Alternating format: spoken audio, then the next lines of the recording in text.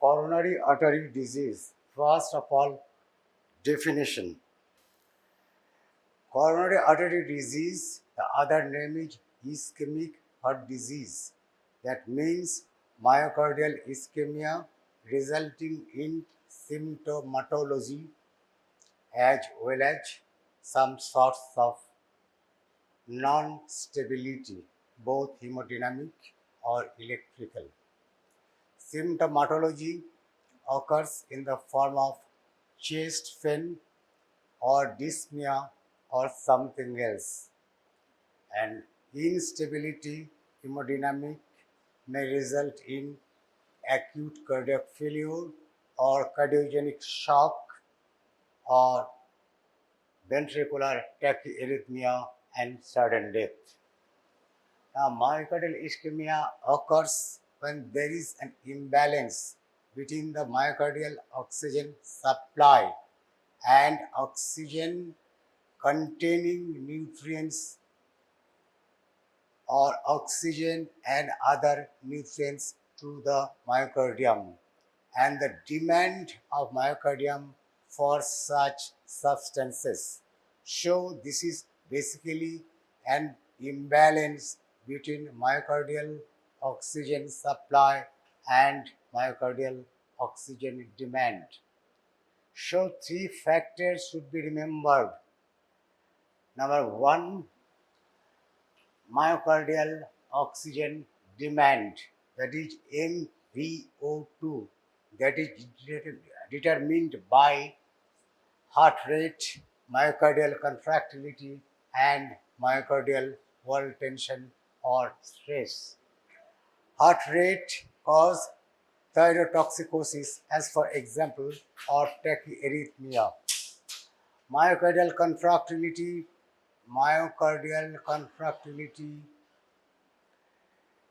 that means some sorts of disorder in the form of myocardial fibrosis or myocardial remodeling, and myocardial wall tension in response to physiologic stress like hypertension or some sorts of obstructive pathology like severe aortic stenosis. Second, an adequate supply of oxygen and other nutrients to the myocardium that needs a satisfactory level of oxygen carrying capacity of blood that depends on number one, inspired oxygen level, number two, pulmonary function, number three, hemoglobin concentration and function, as well as presence or absence of abnormal hemoglobin like carboxyhemoglobin.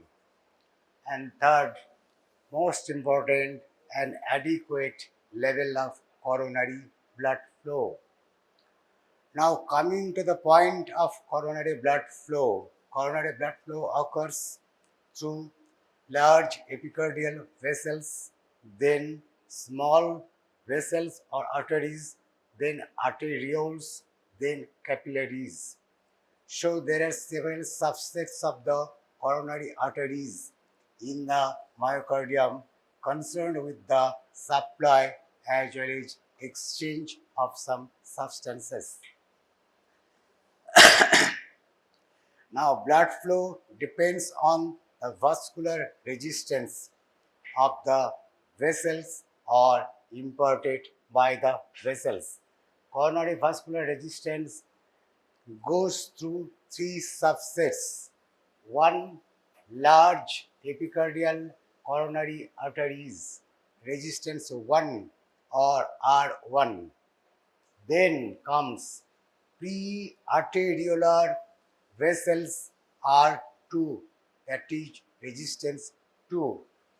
And third, arteriolar and intramyocardial capillaries, that is the R3 or resistance 3. So, blood flow to coronary blood flow is regulated by the resistance at three subsets of vessels: resistance 1, resistance 2, resistance 3. Epicardial coronaries pre-arteriolar coronaries and the intramyocardial capillary vessels as well as arteriolar vessels. In the absence of substantial atherosclerotic occlusive disease, R1, that is resistance in the epicardial coronary vessels is minimum or trivial. The maximum resistance is constituted by R2 and R3, that is pre-arteriolar as well as arteriolar and intramyocardial capillaries. This is the schematic representation or anatomic representation of coronary circulation and blood flow. First, circulation can be categorized into two: macrocirculation and microcirculation. Macrocirculation constitute epicardial arteries that is more than or equal to 400 micrometer in caliber. Small arteries that is less than 400 micrometer in caliber. Microcirculation constitute arterioles with a measurement of less than 100 micrometer in diameter and capillaries less than 10 micrometer. So, epicardial arteries, small arteries constitute macrocirculation. Microcirculation is constructed by the arterioles and the capillaries. So, from the point of segment and size, epicardial arteries, small arteries, arterioles, and capillaries. This is the segmental differentiation and size comparison. Second, main stimulus for vasomotion, that is the ability to constrict or ability to dilate in response to metabolic or physiologic changes in the myocardium or in the body homeostasis. So main stimulus are: number one, flow; number two, pressure; and number three, metabolites. These three are much more important. এটা আমি পরে আসছি ডিসকাশনের ক্ষেত্রে কোথায় এর গুরুত্ব, flow, pressure এবং metabolites. তারপর আসছি মেন ফাংশন, অর্থাৎ ম্যাক্রোসার্কুলেশনের মেন ফাংশন হচ্ছে ট্রান্সপোর্ট এবং part of macrocirculation and mainly microcirculation concerned with the regulation. So, main function by macrocirculation epicardial coronary artery is transport. Regulation is done by the small arteries that is as part of the macrocirculation and the microcirculation like arterioles, and exchange takes place in the capillaries. Lastly, percentage of total resistance. Already I have told minimum or trivial resistance is R1, that is the large epicardial arteries, and the majority resides in the R2 and R3, that is arteriolar and capillary level. This is the percentage of total resistance. Now, regulation of coronary blood flow. Again, regulation can be of two types. One, metabolic regulation. Number two, autoregulation. In a scenario of increasing myocardial oxygen demand or demand for nutrients, as for example, in a setting of stress, anxiety, anxiety or some sorts of exercise increases the need for myocardial oxygen demand that is fulfilled by changes in the vascular tone and that regulates the ultimate flow. So, in the scenario of increasing myocardial oxygen demand in a setting of vigorous exercise or in a setting of psychological stress or strain, the demand is met by changes in the vascular tone that is known as metabolic regulation. Now, what is auto-regulation?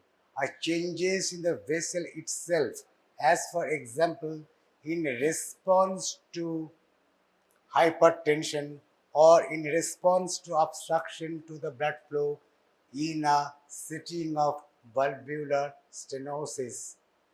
The demand is made by again changes in the coronary vascular resistance, that is auto-regulation. Problem is auto, that is related to the vessels, and regulation is auto, that is controlled by the vessels. This is auto-regulation. So coronary blood flow is influenced by auto-regulation and metabolic regulation. Now, impact.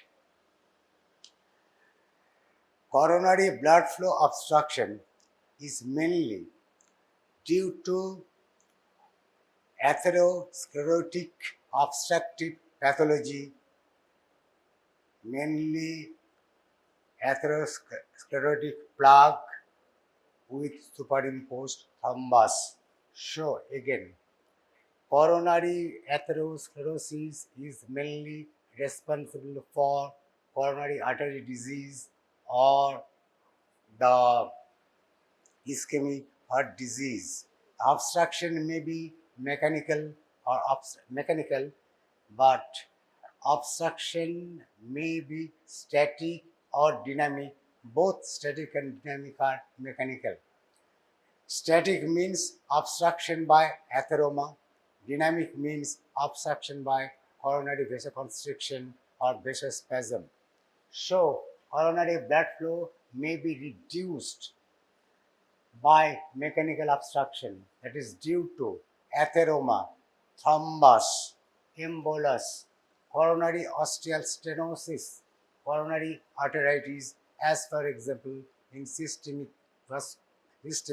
lupus erythematosus, and higher demand for oxygen. So, three parameters are responsible for the mismatch between the supply and demand. And when there is conflict between the supply and demand, there would be definitely consequences. So, conflict between supply and demand may lead to consequences of the myocardial ischemic changes. I have already discussed the supply that is reduced by atheroma, thrombus, spasm, embolus, and coronary ostial stenosis, as well as coronary vasculitis or arteritis. Example, systemic lupus erythematosus. Second, high demand for oxygen. Already told, heart rate, myocardial contractility, and myocardial wall tension or stress are responsible for an increase in myocardial oxygen demand. So, an increase in intracardiac output, such as thyrotoxicosis, or myocardial hypertrophy, such as LVH from aortic stenosis or hypertension. Myocardial ischemia most commonly occurs as a result of obstructive coronary artery disease, that is seen in the term of coronary atherosclerosis. In addition to this fixed obstruction, variation in the tone of the smooth muscles of the myocardium, that is the vascular spasm, may produce dynamic or variable obstruction. So, mechanical obstruction has got both static and dynamic obstruction. Now, atherosclerosis. First of all, risk factor for atherosclerosis. Risk factors again subdivided into non-modifiable, modifiable, lifestyle, and social.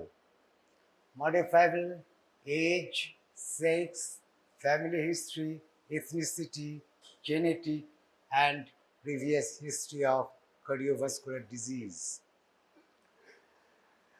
Modifiable: BP অর্থাৎ hypertension, dyslipidemia, smoking, diabetes mellitus, body mass index, and markers of chronic inflammation.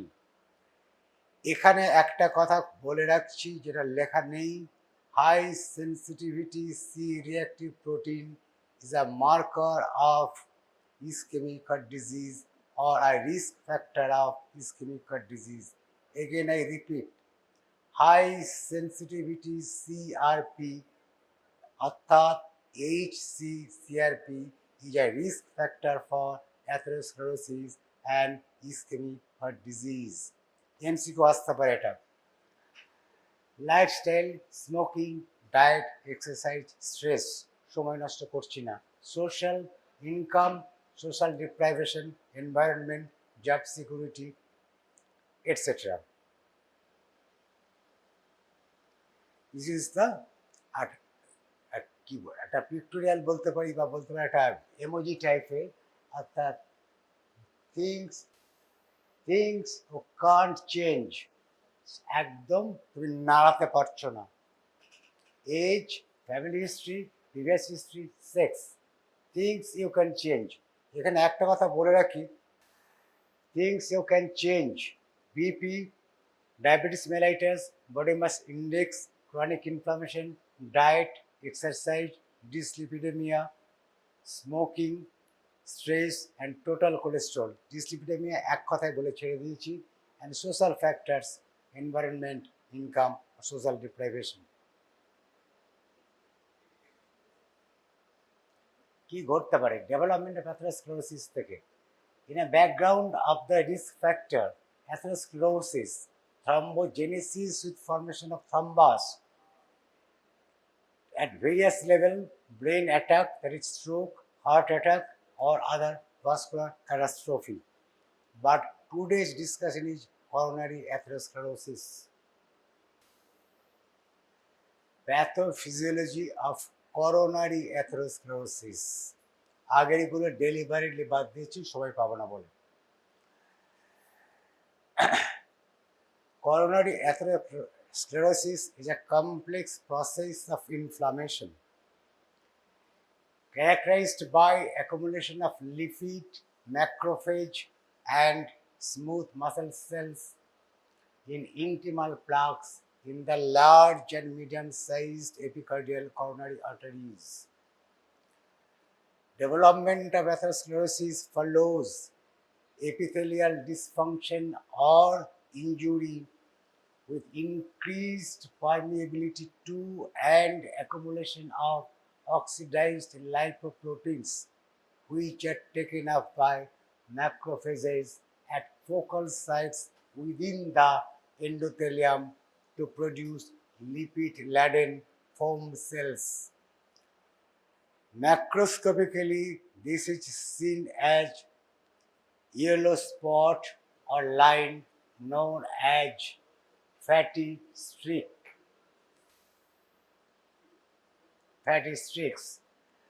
which progresses with the appearance of deposition of extracellular lipids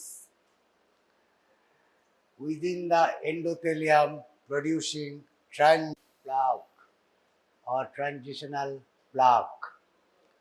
Release of cytokines such as platelet-derived factors and transforming growth factor by monocytes, macrophages, or endothelial cells produces further accumulation of macrophage as well as smooth muscle cell proliferation and migration, producing the advanced or raised fibrolepid plaque.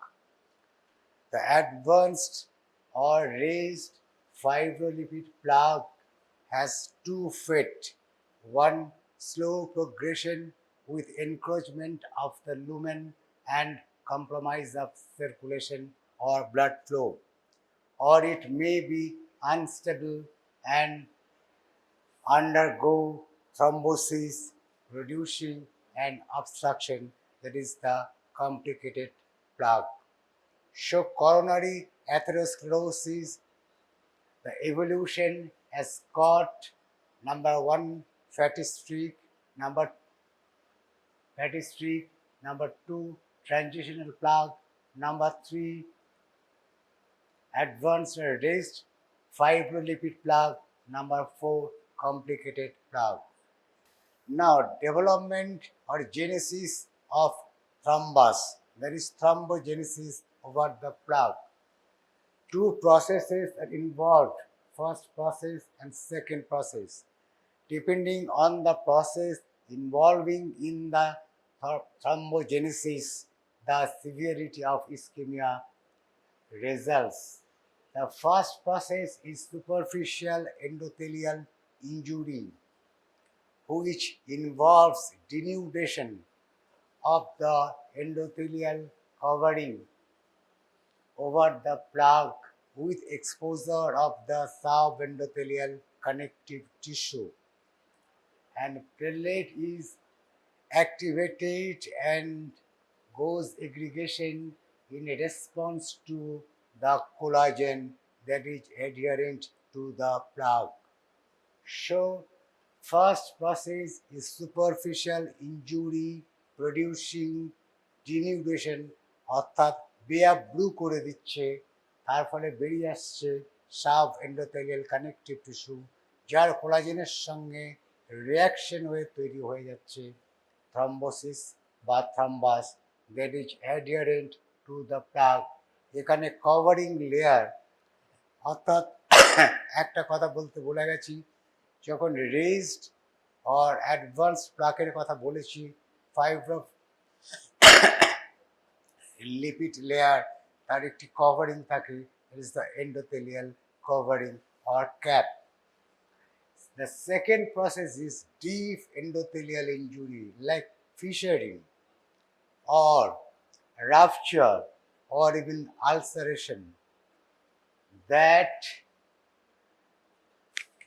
disrupt the overlying layer over the plaque and open the surfaces and lead to platelet aggregation, addition, and thrombus formation with breakdown of the fibrous cap. First process, superficial endothelial injury, endothelial denudation. This is the endothelium, plaque core, fat deposit, foam cells, lymphocytes, phagocytes, smooth muscle cells. This is the thrombus adherent to the endothelium. The second process, deep endothelial injury, plaque fissuring, ulceration, or rupture. This is the thrombus, breakage of the covering layer and fibrous cap, smooth muscle, and collagen. Effect of ischemia. কি হতে পারে? Repeated or progressive manifestation of ischemia. First, endothelial and microvascular dysfunction. Second, decreased subendocardial perfusion. Then, altered metabolism reflected in abnormal electrocardiographic change, especially ST-TOF change. And third, microinfarction or myocardial fibrosis. Then, diastolic dysfunction. Again, decreased segmental perfusion, residual wall motion abnormality, and lastly, systolic dysfunction.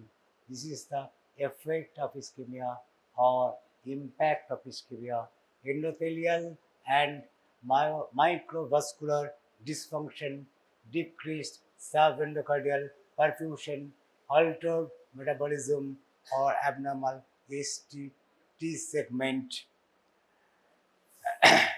microinfarction, myocardial fibrosis, diastolic dysfunction, decreased segmental perfusion, regional wall motion, and systolic dysfunction. Depending on the severity of obstruction, the clinical manifestations vary, having a different terminology. Stable angina pectoris.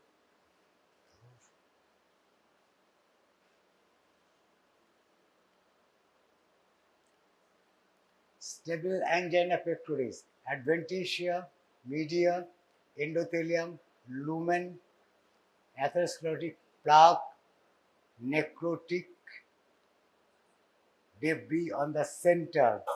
This is the stable angina pectoris. Unstable angina pectoris. Subtotal occlusion by thrombus, ulcerated fibrous cap, and necrotic center, subtotal occlusion, unstable angina, and total occlusion of the lumen, necrotic score, myocardial infarction, STEMI, ST segment elevation, myocardial infarction. So, depending on the severity of pathogenesis and pathophysiologic status of the thrombus in the lumen, the clinical manifestations are varied with varied nomenclature like stable angina, unstable angina, and myocardial infarction. Unstable angina and myocardial infarction would be discussed later under the headings of acute coronary syndrome, অর্থাৎ ACS. Now, stable angina. Progression of coronary heart disease.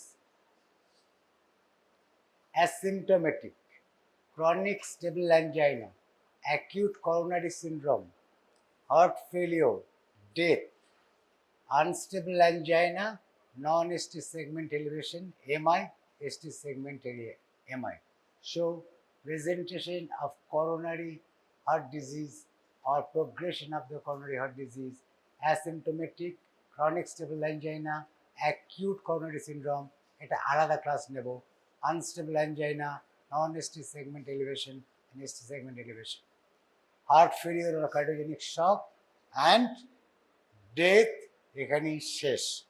Now, stable angina or myocardial ischemia in patients with stable coronary artery disease occurs mismatch between blood flow and supply. এক কথা বারবার বলে লাভ নেই.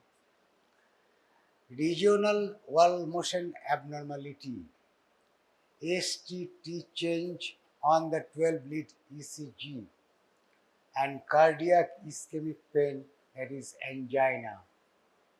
Ischemic metabolites including adenosine stimulate nerve endings and produce pain. So, the imbalance between the supply and demand, that is conflict between the supply and demand with consequences of stable angina, resulting in regional wall motion abnormality, STT wave changes on the 12-lead surface ECG, and cardiac ischemic pain, that is the angina, and the pain induced by adenosine. Adenosine কথাটা যেন মাথায় থাকে for MCQ purpose. Diagnosis. Angina pectoris, especially stable angina pectoris, has several subsets: classical angina pectoris or typical angina pectoris. Number one, pain character. Central or retrosternal squeezing, heaviness, or sensation of oppression. This is the character and location. Number 2, usually occurs with exertion, both emotional or physical. Duration, normal duration is usually 2 to 5 minutes. And pattern, crescendo, decrescendo, maximum at onset, then gradually subsides, and responds well to nitroglycerin within minutes. So, cardinal symptom is ischemic chest pain, that is retrosternal or substernal or central, squeezing, sensation of heaviness or compression. Character and location, পেশেন্টকে জিজ্ঞাসা করলে অনেক সময় হাত মুঠো করে সাবস্টার্নাল এরিয়াতে বা সেন্ট্রাল চেস্টে ব্যথাটা দেখানোর চেষ্টা করবে। যে ক্লেঞ্চড ফিস্ট দিয়ে ব্যথাকে ডেসক্রাইব করা, এটার একটি সুন্দর নাম আছে লিভাইন সিনড্রোম, LEVINE, এখানে বোধহয় লেখা নেই, Levine syndrome. Show description of central chest pain with the clenched fist is known as Levine syndrome, a feature of ischemic heart disease. Pain occurs with exercise or emotional stress. Pain subsides with rest or with nitroglycerin, that is GTN. Atypical angina is described, আগের যে ফিচার্সগুলোর কথা বললাম সেক্ষেত্রে 1 বা 2 থাকলে আমরা atypical বলবো, সবগুলো থাকলে আমরা ক্লাসিক্যাল বলার চেষ্টা করব। আর যদি মাত্র একটা থাকে তাহলে আমরা ব্যাপারটাকে ইগনোর করতে পারি, সেখানে বলতে পারি নন অ্যাঞ্জাইনাল চেস্ট পেন। সুতরাং কথা হচ্ছে CPR, অর্থাৎ সি হচ্ছে ক্যারেক্টার, পি হচ্ছে প্যাটার্ন, আর আর হচ্ছে রিলিফ। সুতরাং এই যে 3টে প্যারামিটারের কথা বলা হচ্ছে, ক্যারেক্টার, প্যাটার্ন, রিলিফ, দুটো যদি থাকে অ্যাটিপিক্যাল অ্যাঞ্জাইনা, একটা যদি থাকে তাহলে নন অ্যাঞ্জাইনাল চেস্ট পেন। CPR এর CPR 3 classical, 2 non classical or atypical and 1 non cardiac. এবার রেডিয়েশন, পেন বলতে কি রেডিয়েশন না বললে তোমরা তো মাথা খারাপ করে দেবে। Pain is substernal or retrosternal with radiation to both arms, mainly left arm or even right arm, especially on the ulnar aspect of the forearm and the hand. Ulnar aspect, এদিকে এলে কিন্তু প্যাথোলজি ঘুরে যাবে। There is due to cervical spondylosis. So, pain radiation to arms, especially on the ulnar aspect of the forearm and the hand. Number 2, radiation to the root of the neck. Number 3, to the mandible. Number 4, teeth. Number 5, back or interscapular region. But it is rare above the level of the mandible or below the level of the umbilicus. Rare. Above the level of the mandible or below the level of the umbilicus. Otherwise, arms, root of the neck, back, interscapular region, etc., but not to the trapezius. Substernal or retrosternal pain with radiation to the trapezius is a pathognomonic of pericarditis. Myocardial infarction pain or ischemic heart disease pain কখনো ট্রাপিজিয়াসে radiate করে না। Trapezius radiation means acute pericarditis, quote and quote MCQ। Unstable angina discussion আসছি না, এটা ছন্দ হয়ে গেল না, আনস্টেবল অ্যাঞ্জাইনা ডিসকাশন আসছে না, ঠিক আছে, ওকে। Refractory angina, that means stable angina pectoris not responding to classical management or guideline mediated therapy.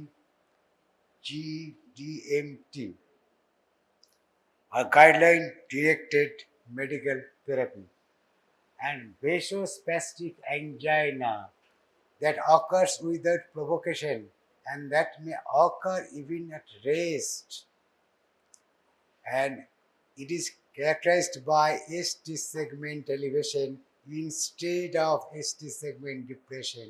It is the fringe metal angina or vasospastic angina.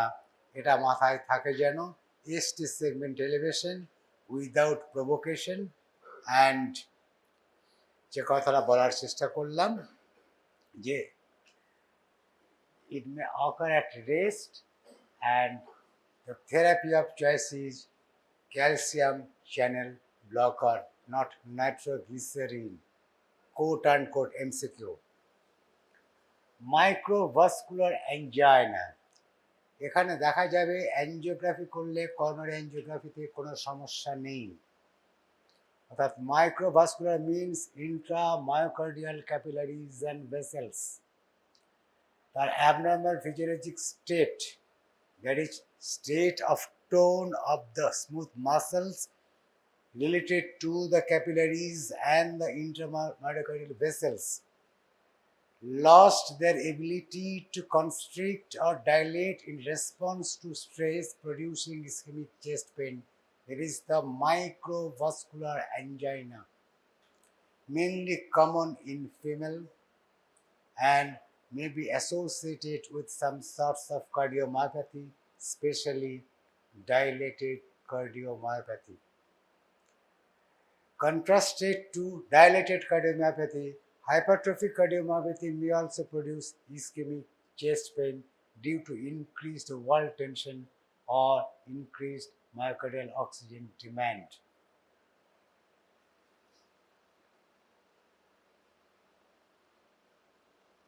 Lab test, complete blood count, ডিটেলসে যাচ্ছি না, thyroid function test, risk ফ্যাক্টরের কথা বলা আছে, test for diabetes mellitus, fasting blood sugar with HbA1c, lipid profile, 12-lead ECG, and certainly exercise stress test. Echocardiography, regional wall motion abnormality, LV ejection fraction, an alternate cause, or ECG on ambulation, certain particular situation, as for example, paroxysmal arrhythmia or vasospastic or fringe metals angina. And lastly, CXR, pulmonary disease, heart failure, or atypical presentation. Why pulmonary disease? কেন pulmonary ডিজিজের কথাটা আনলাম, x-ray চেস্টের কথা কেন বলার চেষ্টা করলাম, পড়াচ্ছে তো ইসকেমিক হার্ট ডিজিজ।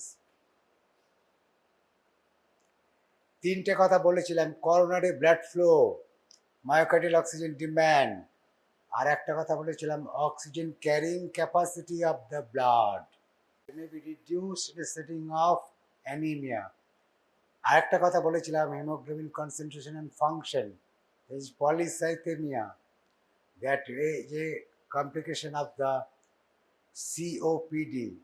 একটা কথা বলেছিলাম oxygen concentration is determined by lung function, so this is why CXR for ischemic heart disease.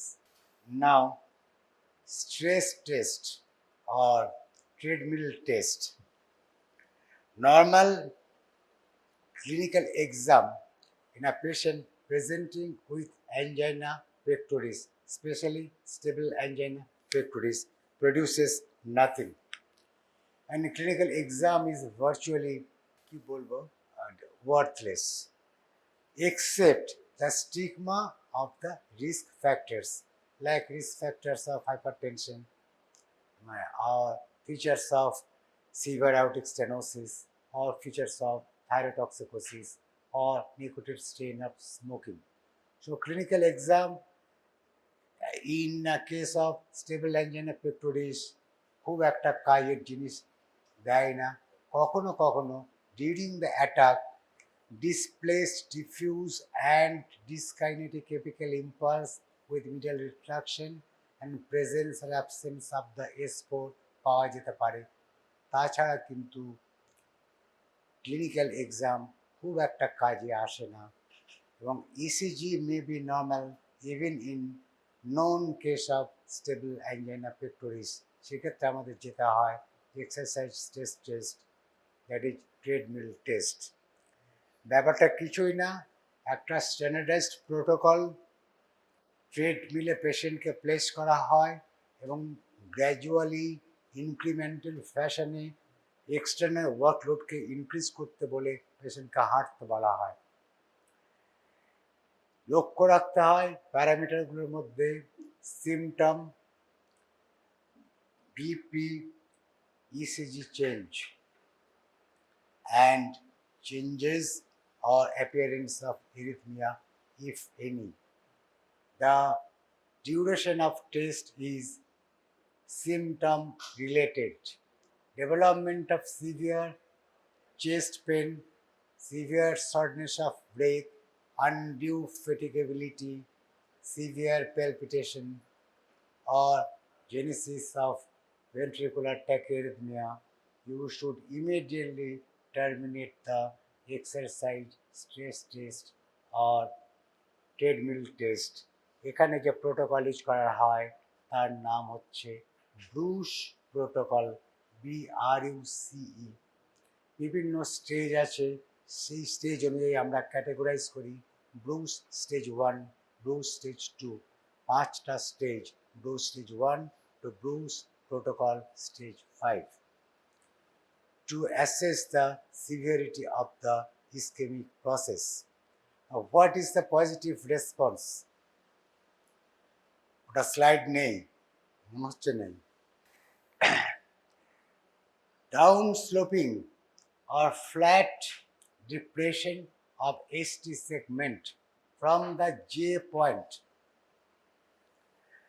exceeding 1 millimeter, that is 0.1 millivolt, with a duration of 0.08 second constitute a positive response. Flat or downsloping ST segment depression exceeding 0.1 millivolt with a duration of or persisting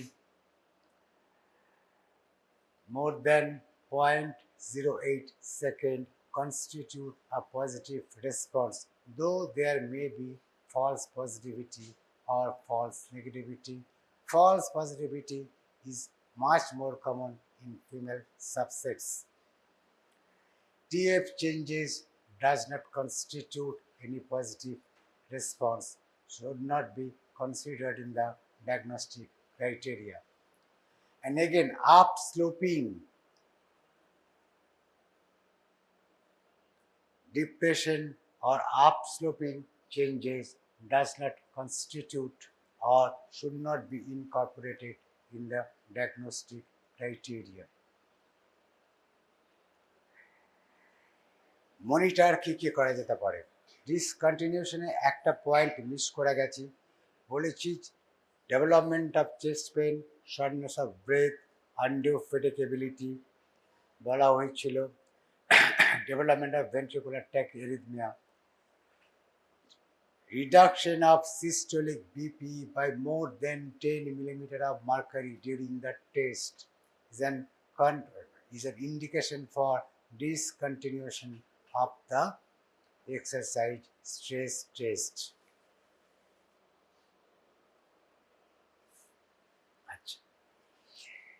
সিভিয়ারিটির কয়েকটা parameter আছে। একটা হচ্ছে যে কোন লেভেলে আমার STT change আসছে,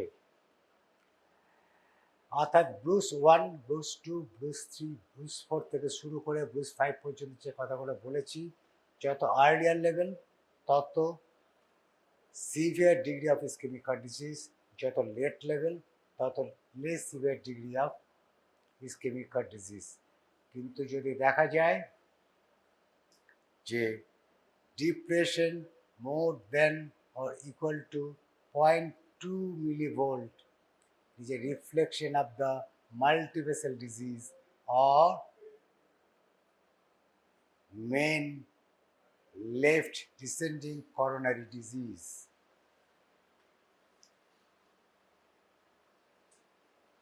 Clinical assessment of severity.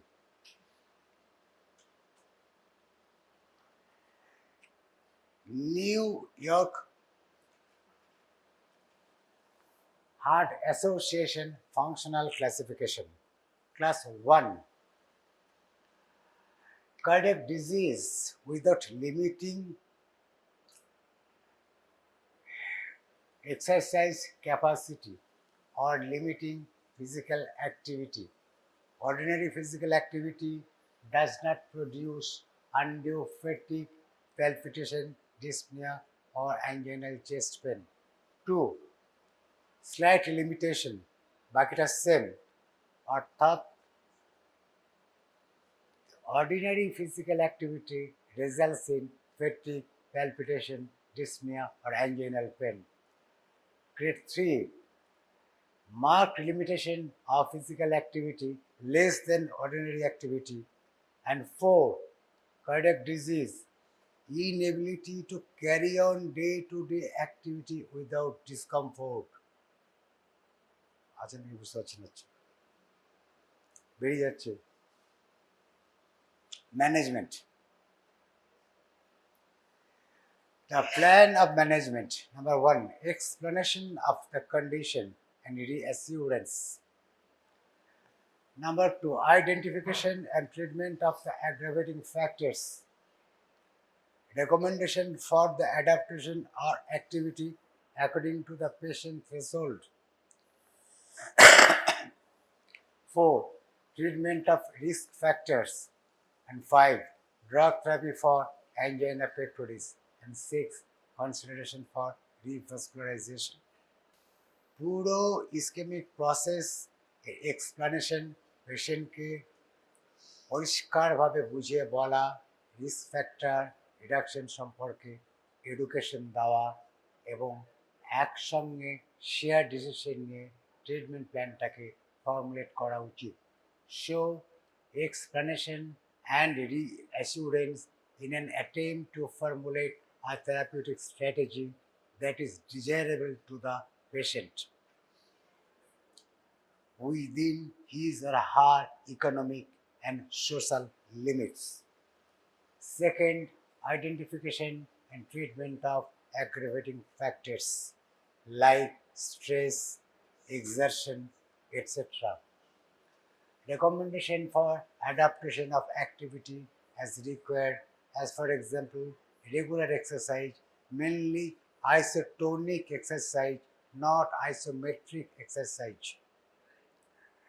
and that is individual related, that is according to the individual's threshold for that activity. অর্থাৎ একটা লোক কতটা কাজ করতে পারছে উইদাউট ডিসকমফর্ট, ততটুকু কাজ তাকে অ্যালাউ করতে হবে। Usually 20 minutes per day or 120 minutes per week sufficient. And institution of risk factor আলাদা করে বলা, risk factor অর্থাৎ obesity, dyslipidemia, diabetes mellitus, hypertension should be treated, and patients should be encouraged to discourage smoking. Institution of drug therapy, mainly nitrate, beta blocker, calcium channel antagonist, and others like nicorandil, ranolazine, and ivabradine. And lastly, consideration for the revascularization, either PCI or CABG. Thank you all.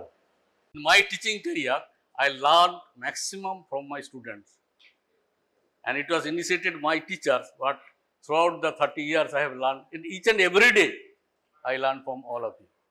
So thank you all. Today is a very important chapter. very important topics, Mullerian anomaly. This topic is with my heart because I have a lot of works on them, lot of work, original work and management of the patients,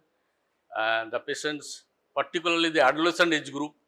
There are some problems in this Mullerian anomaly, and also during the pregnancy. I have a lot of case series, but I will not go. I am not able to go through that. Which is important for you, I will only. I am audible, clearly audible from behind. তোরা এখানে চলে সামনে চলে আসতে পারিস। Next, before the Mullerian anomaly, why does Mullerian anomaly occur? You must have to know the embryology of the development of the genital tract.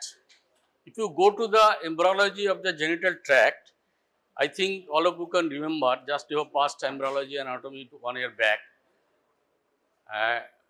At fifth week, the fetal life, there is growing of the paramesonephric duct, all of you know, on two sides, paramesonephric duct or that is the Mullerian duct, and medial to that the mesonephric duct or Wolffian duct from which the urogenital system develops, and paramesonephric duct and the Mullerian duct is the structure from which the uterus, cervix, part of the vagina and the fallopian tubes develop. And so this is the problem is that what problems occur in this unfortunate individual, what happens actually, there is some process on two sides. First, there may be the development defect on them. Second is there is a fusion occurs. I will show you the fusion occurs. And after the fusion, there is a recanalization occurs. Only not the recanalization. Recanalization occurs even before that, but after the fusion, resorption and total recanalization occur. If there is any defect on any particular point of development, that will cause the problem. And in nutshell, most of the fallopian tube, uterus, body and cervix and upper part of the vagina that develop from the Mullerian duct, and the lower part developed from the urogenital sinus. I think all of you know. There is some little bit of controversy. Probably previously we learned that whole vagina developed from the urogenital sinus, and another group is that the whole vagina developed from the Mullerian duct. But this is now accepted. The part of the vagina develops from the Mullerian duct. I will show you, and the part of the lower part is developed from the urogenital sinus. So this is in short. I will show the defect and what the problems occur. There is a classification. Hundreds of classifications of the genital system, because there are the new things invented, new problems will come. Now, standard classification, American Fertility Society is 1988, that is still accepted. Recently, 2021, they revised it and with a broad perspective, so that all problems and the anomalies can be included. And next is in clinical practice, what the patients will come. In clinical practice, how the patients will come in case of Mullerian anomaly. How the patients will come. The patients, majority of the patient is a very good, that majority of them are asymptomatic, nothing happens. And majority of the patients, throughout the reproductive life and the end of the life, nothing happens. Not majority, but a significant number of patients. But some patients, during their obstetric life, there is maybe the recurrent abortion, spontaneous abortion, preterm labor, and also the malpresentation. This is obstetric, and some patients may come with the infertility. But another important group is will have to care those girls from the very beginning. That is the gynecological problem. Suppose there is no development of the Mullerian duct structure. What will happen? That the total agenesis. So that girl will come from with primary amenorrhea at the time of the puberty. That the primary amenorrhea come. The commonest cause of primary is the Turner syndrome, that is the 45X0, but this is the second common cause, that is called RKH syndrome, Rokitansky-Hussar disease. You must have to know for the MCQ result. I will show you all the things. I will show. This so the primary one, and other people, other girls, how they come in at the time of the puberty. There is puberty, they will come. That is the periodical pain abdomen, cyclical pain abdomen. What happens? Suppose the uterus is developed, cervix is not developed, part of the vagina not developed. There is a septum. What will happen? The blood will accumulate. Blood will accumulate in the cavity at the period. At the time of the puberty, blood will accumulate in the, that is called hematometra, hematocolpos. So cyclical pain, and gradually that developed as a lump. And retrograde flow of the menstrual blood go to the abdominal cavity and causes the endometriosis. Clear? So this is the another important problem. The cases are, the number are less, but that problems will come. Will come. I will go in detail. And how to diagnosis? And number one is the clinical diagnosis. When a girl may come with the primary amenorrhea, so or there is a recurrent abortion cases, spontaneous abortion, you have to exclude whether the and the single most investigation other than the clinical examination is the HSG, hysterosalpingography for the particular defect in the uterus. And other important investigations is the almost in all cases we do, that is the ultrasonography. The 2D ultrasonography is most sufficient. In some cases, 3D ultrasonography and MRI may be needed. So, this is about the investigation. How will you manage the case? How will you manage the case? I will come one by one. Some patients there is actually management could not be done. Suppose the unicoordinate uterus, if there is no problem, you will have to give the antenatal period. Bicoordinate uterus and septate uterus, there are some surgical problems. And suppose a girl has no vagina, you will have to make the vagina, vaginoplasty or conservative management, that dilatation. So, I will go into the details, you will be attentive. Now, I think many of you do not know the Mullerian duct. Mullerian duct was named after the name of the Jonathan Muller. In 83, he has written a book, Mullerian duct, 1803, long back, Mullerian, that is the Jonathan Muller. Johannes Muller. Next is the Mullerian anomalies. How many women there is a prevalence? Prevalence is that there is 0.5 to 6% of the all women, and many are asymptomatic and remain undiagnosed. Till you cannot imagine in our practice, one patient has come at the end postmenopausal period with the descent of the, I will show the picture, with the prolapse. And we have seen she has also living baby, there also multiple living baby, and there is a prolapse. We see she has 2 cervix and 2 uterus. During the surgery, I will show the specimen, what happened there. And most cases are diagnosed during pregnancy or gynecological examination. And what effect? The what problem? The gynecological problem. What problem? That is the menstrual problem. Suppose the part of the septum there is a small opening. So, there will be the menstrual maybe problem, amenorrhea there may be, and cyclical pain abdomen.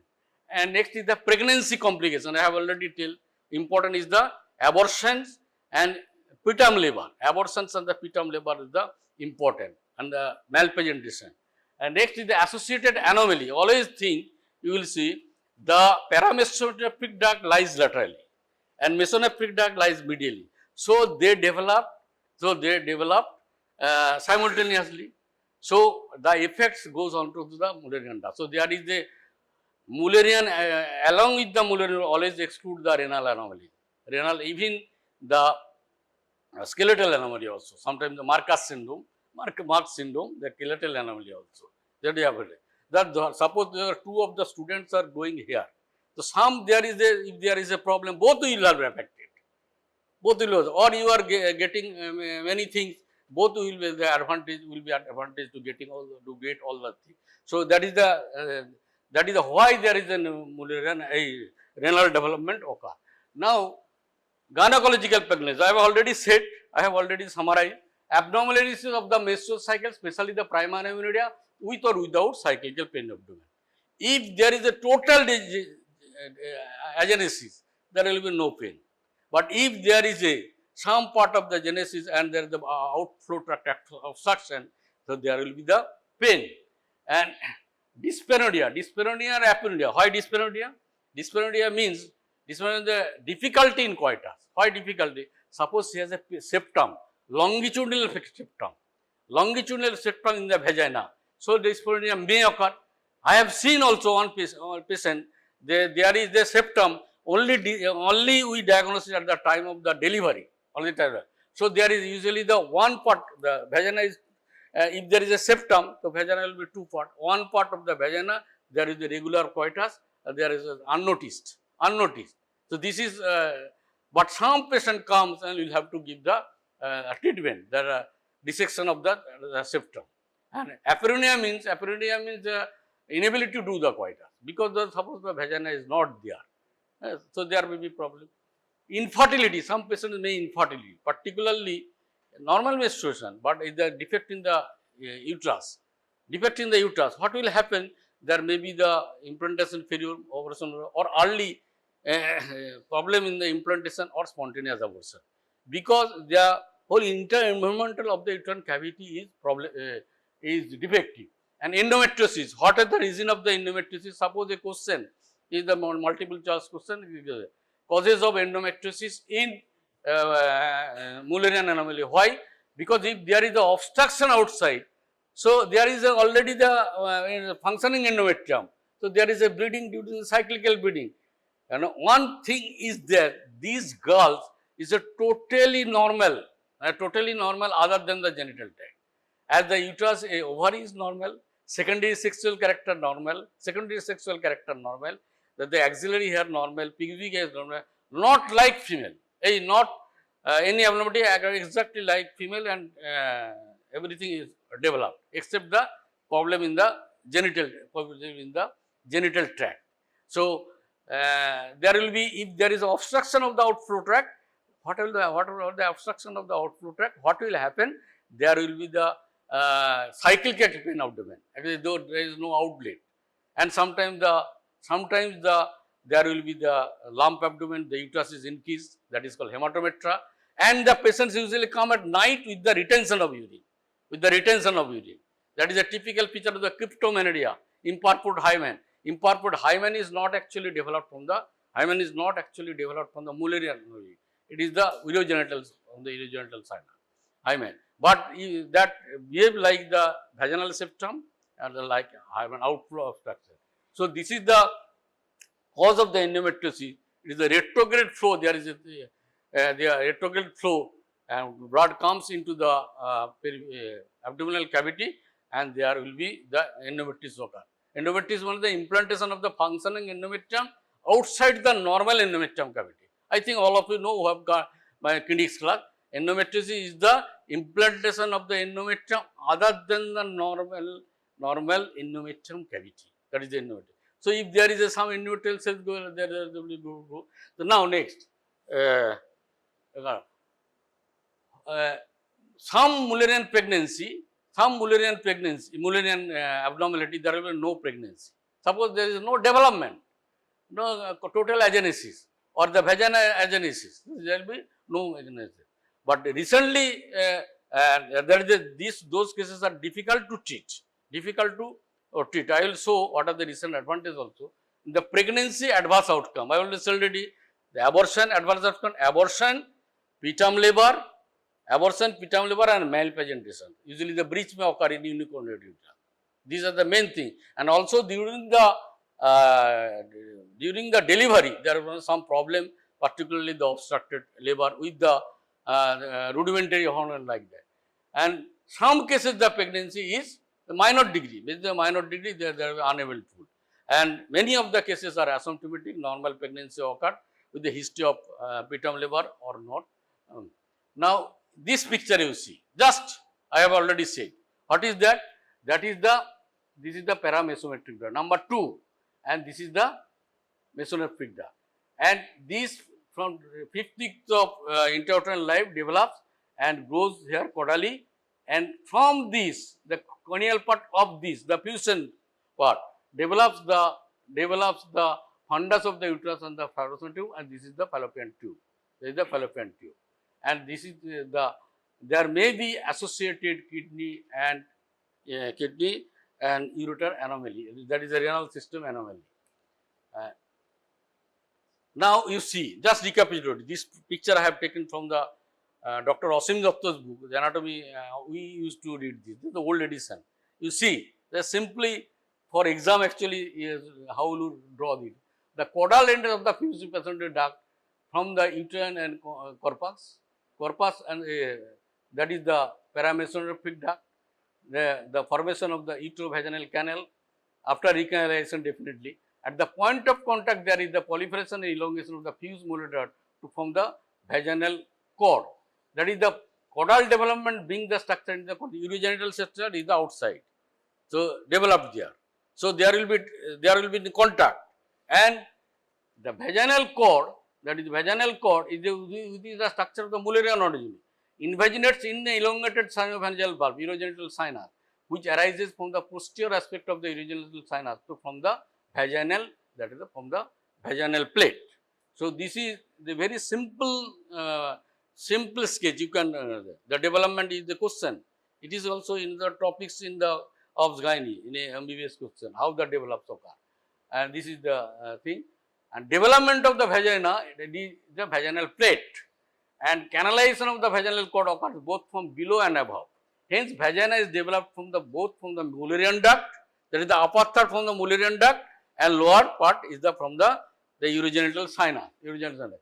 And important thing is epitheliation occur. Internal epitheliation comes from the urogenital sinus, and also they include in the ectocervix, some part developed by cells derived mostly from the urogenital sinus. So that is the one important MCQ question, where from the vaginal probable, where from the vagina developed, and where the other structures also developed. And now, so this is the thing is the bladder, and this is the genital tubercle, the urethra, uterine body, cervix, vagina, and urogenital sinus, and this is the normal thing in the adult. Normal thing of the adult. Now, development of the hymen, I have already said the hymen is embryological septum between the sinovaginal valve and the urogenital sinus, the septum, and hymen is lined by an internal layer of the epithelium and external layer of the epithelium, both from the urogenital sinus.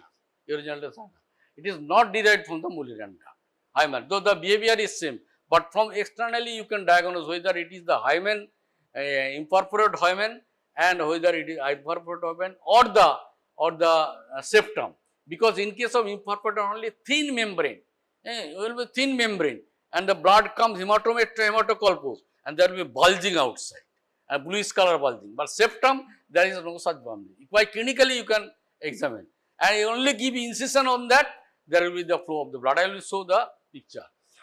Next, the always consider the renal anomaly. The percentage, some in your MCQ, you will see that some percentage is important, because MCQ in the future MBBS exam, I have given some database. Probably I can the H mole from H mole malignant changes, how much malignant changes occur in your question, last MCQ question, some data question I will be given. This is the constant figure, 30 to 50% cases, 30 to associated. And paramesonephric duct or mullerian duct lies lateral.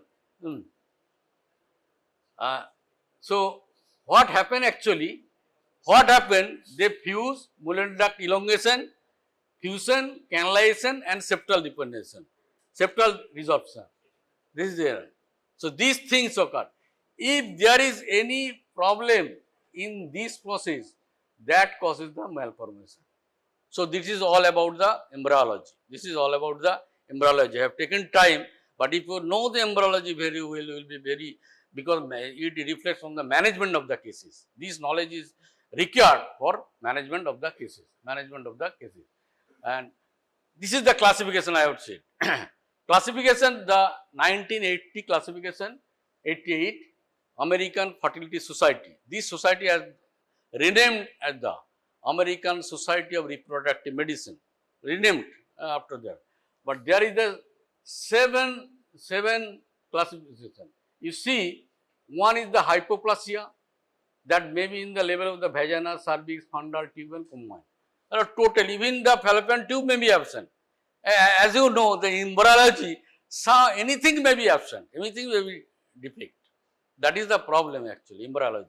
We do not know what are the exact the explanation of them, and if I know the explanation, then we can manage the case. And second is the you see the unicornate uterus. Unicornate uterus, that is the only one cone. The other cone either that is the other part of the spermatozoa either not developed or poorly developed. So what will happen if there is a not developed, only the no horn you see. But if there is the partly developed, there will be a horn. And what happened? Suppose the partly developed horn, there is solid cord, no problem, solid cord. But if there is there will be solid cord and no cavity. This is one, no cavity. But if there is a cavity and there is a communication, so there will be bleeding may occur also there. That part of there will be bleeding at the puberty and at the average age of the menstruation. And but if there is a no communication, what will happen? Sometimes there may be the blood will not come out. So there is a chance of the endometriosis. There is a clear house. বুঝতে পারছিস তো? If there is a problem, you ask me after that. So and didelphys mean the body and cervix. You can see the didelphys, that is the body and cervix are separate, but vagina is one. Body and cervix are separate and the vagina is one. Bicornuate, the single cervix, here is the double cervix, but here is the single cervix. But upper part of the uterus, there is the two corners. And another thing is the septed uterus. Septed uterus, you see there is a septum. There is a septum that may be incomplete, there may be complete. But how will you differentiate between the bicornuate uterus and septed uterus? Bicornuate uterus, I will show the picture, HSG, hysterosalpingography, almost same, looking like same. But bicornuate uterus, if you do the laparoscopy, you will see there is a two separate part of the upper part of the uterus. But in case of septed uterus, there is a fundus is normal.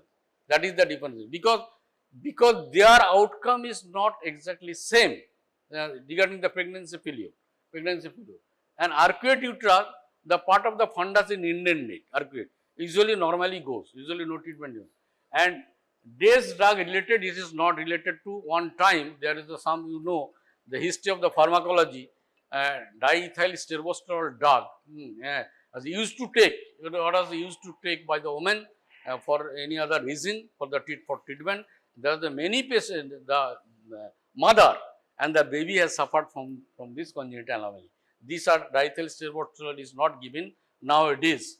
So, and another I have already said you, that is the classification, 2021 classification. It is, you need not it is in my book, but it did not read all the details thing. There is the 9 classification. Later you will know. Later you will have to know. The 9 classification, and there are some part. There is some part the complex anomaly. Now developmental defect. Which কোন ডিফেক্টের জন্য, এটা খুব মজার, কোন ডিফেক্টের জন্য কি হয় তাহলে বুঝতে পারবি। দেখ, incomplete development of the Mullerian tract, একদিকে যেটা বললাম যে ইউনিকর্নেট হয়েছে, একদিকে প্যারামেসোর পুরো ডেভেলপ হয়নি, এটা 4টে কন্ডিশন হতে পারে। Complete failure of the fusion, দুটো পুরো ডেভেলপড করেছে কিন্তু এই যে ফিউশনটা কমপ্লিট হয়নি, তাহলে ডাইডেলফিস, মানে সার্ভিক্স পর্যন্ত ডাইডেলফিস হয়ে গেছে, ডাইডেলফিস। এবং সেটা এই যে সেইটা যদি লোয়ার পার্ট পর্যন্ত হয় তাহলে ভ্যাজানা তো সেপ্টাম থাকবে, ভ্যাজানাটা তো সেপ্টাম থাকবে। হ্যাঁ, আচ্ছা, ইনকমপ্লিট ল্যাটারাল ফিউশন মানে bicornuate uterus and arcuatus, incomplete lateral fusion মানে এখানে কি যে ফিউশনটা নর্মালি হয়নি, তারা কি হবে বাইকর্নেট, এই জিনিসটা হবে বাইকর্নেট এটা, and also the arcuate, failure of resorption সব কিছু হয়ে গেছে ক্যানালাইজেশন, কিন্তু মাঝখানের যে ইয়েগুলো ছিল সেগুলো রিজর্পশন না হলে তো নর্মাল কমিটি হবে না। So this is important photograph. I have made it actually, important photograph. And another is the most important part is the total agenesis, MRKH syndrome. MRKH syndrome. The complete agenesis of the uterus. What happened? You see, vagina is absent, the uterus is absent. There is the Mullerian knob onto two paranasal and ill-developed paramesal knot, but fallopian tube is normal. I will show the picture, and this is the and failure of elongation of the caudal then what happened? The vagina is agenesis, vaginal agenesis, and another there will be septum due to the segmental failure. So these are not actually in giving details in the AFS 1980 classification, 80 classification. These have been broadened in the new classification 2021, but this happens in the we get the places. So Mullerian as the common name. কোন জিনিস অ্যামেরোডিয়া হবে এবার বলো, কোন জিনিস অ্যামেরোডিয়া হবে? Already idea হয়ে গেছে যে কমপ্লিট অ্যাজেনেসিস হবে, অথবা যদি ইউটারাস তো নর্মাল আছে, ইউটারাসে ইন্ডোমেট্রিয়াল ক্যাভিটি আছে, সার্ভিক্স যদি অ্যাজেনেসিস হয় তাহলে বেরোতে পারছে না, মানে এটা যে ট্রু অ্যামেরোডিয়া হবে যেখানে কোনো পিরিয়ড হচ্ছে ইন্ডোমেট্রিয়াম থেকে ব্লিডিংই হচ্ছে না। আরেকটা হতে পারে কি ওখানে ব্লিডিং হচ্ছে কিন্তু বাইরে আসছে না, সেটা করলে সুডো অ্যামেনোরিয়া, এটা সার্ভাইকাল অ্যাজেনেসিস হতে পারে, কোনো সেপ্টামই হতে পারে, and also the hymen imperfect হাইমেনা হতে পারে। তাহলে সেগুলো কি কি দেখো, একটা হচ্ছে যে true amenorrhoea, that is the complete absence of the uterus and vagina, MRKH syndrome, and complete absence of the vagina with the functioning uterus, hematometra, all are the hematometra, all are the hematometra, and colpohematometra মানে lower third of the vagina, colpohematometra মানে blood, hematometra means the clear, make it clear, hematometra is the collection of the blood inside the uterine cavity, colpometra is the collection of the blood in the vagina, and if there is a obstruction of the vagina in the lower part of like that will be colpometra. There will be colpohematometra. So these are the term you must know. And diagnosis of the Mullerian anomaly. Diagnosis, I have already said the clinical diagnosis. Next hoche USG and HSG. And other 3D is 2D is complete, 2D is sufficient, 3D sometimes needed. Where is it needed? It is not important for undergraduate classes, it is for postgraduate. Where the 3D is needed, where the MRI is needed, because suppose there is a rudimentary horn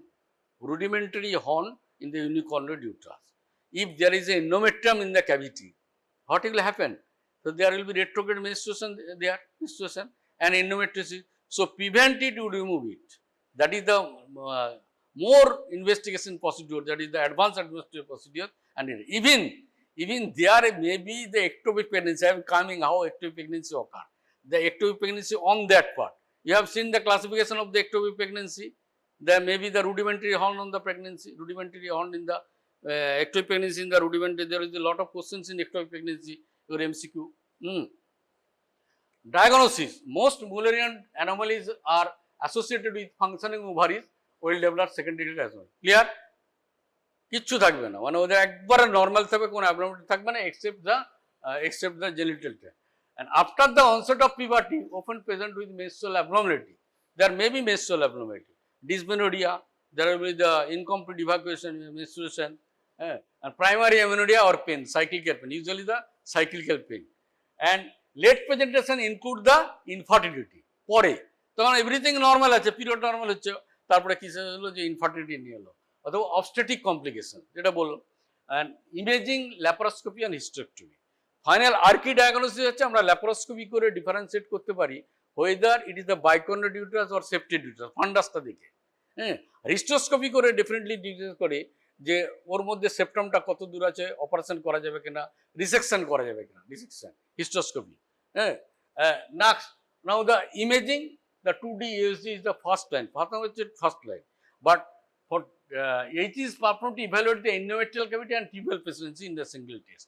In a single test, suppose a patient has come with abortion with abortion with 2 abortions or 3 abortions. Recurrent abortion means 3 consecutive. Your question was there.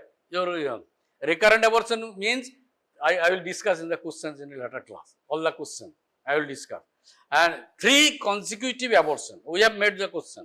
Actually, all not from any MCQ. 3 consecutive abortion. 3 consecutive abortion. Spontaneous abortion is called a recurrent abortion. Not suppose one there is a 2 abortions spontaneous and one is the induced abortion and another, usually the induced abortion does not occur because of after 2 abortion, and third is the fourth is the this is not the recurrent. 3 consecutive spontaneous abortion is the recurrent abortion. But till we do not wait after the 2 abortion, we do HSG. 2 things I want to see. What is the, if there is a cavity abnormality, and second is the tubal patency. So your exam, there will be must be HSG plate. There may be HSG plate, and diagnosis is and why the patient came. So, and other thing is the 3D HSG MRI. MRI helps to characterize rudimentary uterus or associated advanced endometriosis, whether there is a support for endometriosis. Histosalpingography, you see, histosalpingography done in the X-ray unit. What is done? What is done in the I think some of you clinics I have shown some plates in my clinic. This is the one dye. This is the HSG cannula. This is the HSG cannula introduced into the cervical canal. Into the cervical canal. HSG cannula into the cervical canal, and with a dye or the radiopaque dye, Conde 420 or like that. Any radiopaque dye is pushed into the uterine cavity and the X-ray is taken. You see there is almost normal uterine cavity, slight indentation, but this is the end-on view, probably the end-on view. And there is the tube and there is the spillage of the dye. How the abdominal pelvic cavity looks like? Pelvic cavity, concave pelvic cavity on the, so the dye, this is the dye actually in the pelvic cavity. That is the, this left tube is patent, but here there is no spillage. So there may be the question of whether there is a block in here. Probably there is the ectopic or the some block. This is the fallopian tube. You can see the fallopian tube. This X-ray is very important for your exam. It's very not only today is the congenital anomaly, Mullerian anomaly today we are reading, but you must have to know the everything detail. So there is a normal histosalpingography on that side spillage, and this is the actually the HSG cannula, and this is the HSG cannula. This cannula you will be given in exam. This is the HSG cannula. This is into the cervical canal. From this with the syringe, dye is pushed and the photograph is taken. That is the HSG. And the HSG, why this HSG was taken? Probably the patient came with the infertility or recurrent abortion. Usually this is the two important causes. The next question is what you will get. We can see there is a uterine abnormality or not, intrauterine cavity abnormality, or there is a spillage or not. And you see the different HSG. Normal means this side normal, but this is there is that same picture. There is a block, almost normal. And this is the septate and subseptate uterus. This is the septate or subseptate maybe. Septate means the total septation, subseptate means the part, septate uterus. There is the but single cervix, and this is the unicornuate uterus equation. But HSG defect is that unicornuate uterus, suppose there is a rudimentary horn, there is no complication. So this picture will come. So for finally you will have to go with the ultrasonography or with the MRI or like that. And this is the bicornuate uterus. See these two pictures. Bicornuate uterus means that is the bicornuate uterus. Here the septate the fundus is normal, but এখানে two fundas but single cervix. But in case of uterine diadelphys, there is the two separate cervix. But here is the single cervix, there is the single cervix. The septed uterus is like that, septed uterus. Then the fundus is normal. Fundus is normal. Fundus is normal. Here fundus is normal in septed uterus. And the biconid uterus, you can see the fundus is not normal. So if you do the laparoscopy,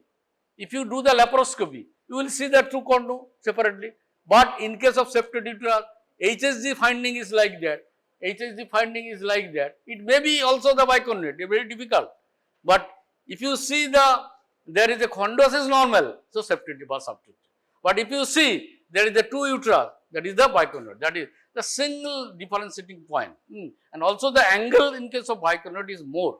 I am showing you. And this is the biconid uterus. And uterus diadelphys. This is the uterus diadelphys mean duplication of the uterus and cervix also. Diadelphys, cervix.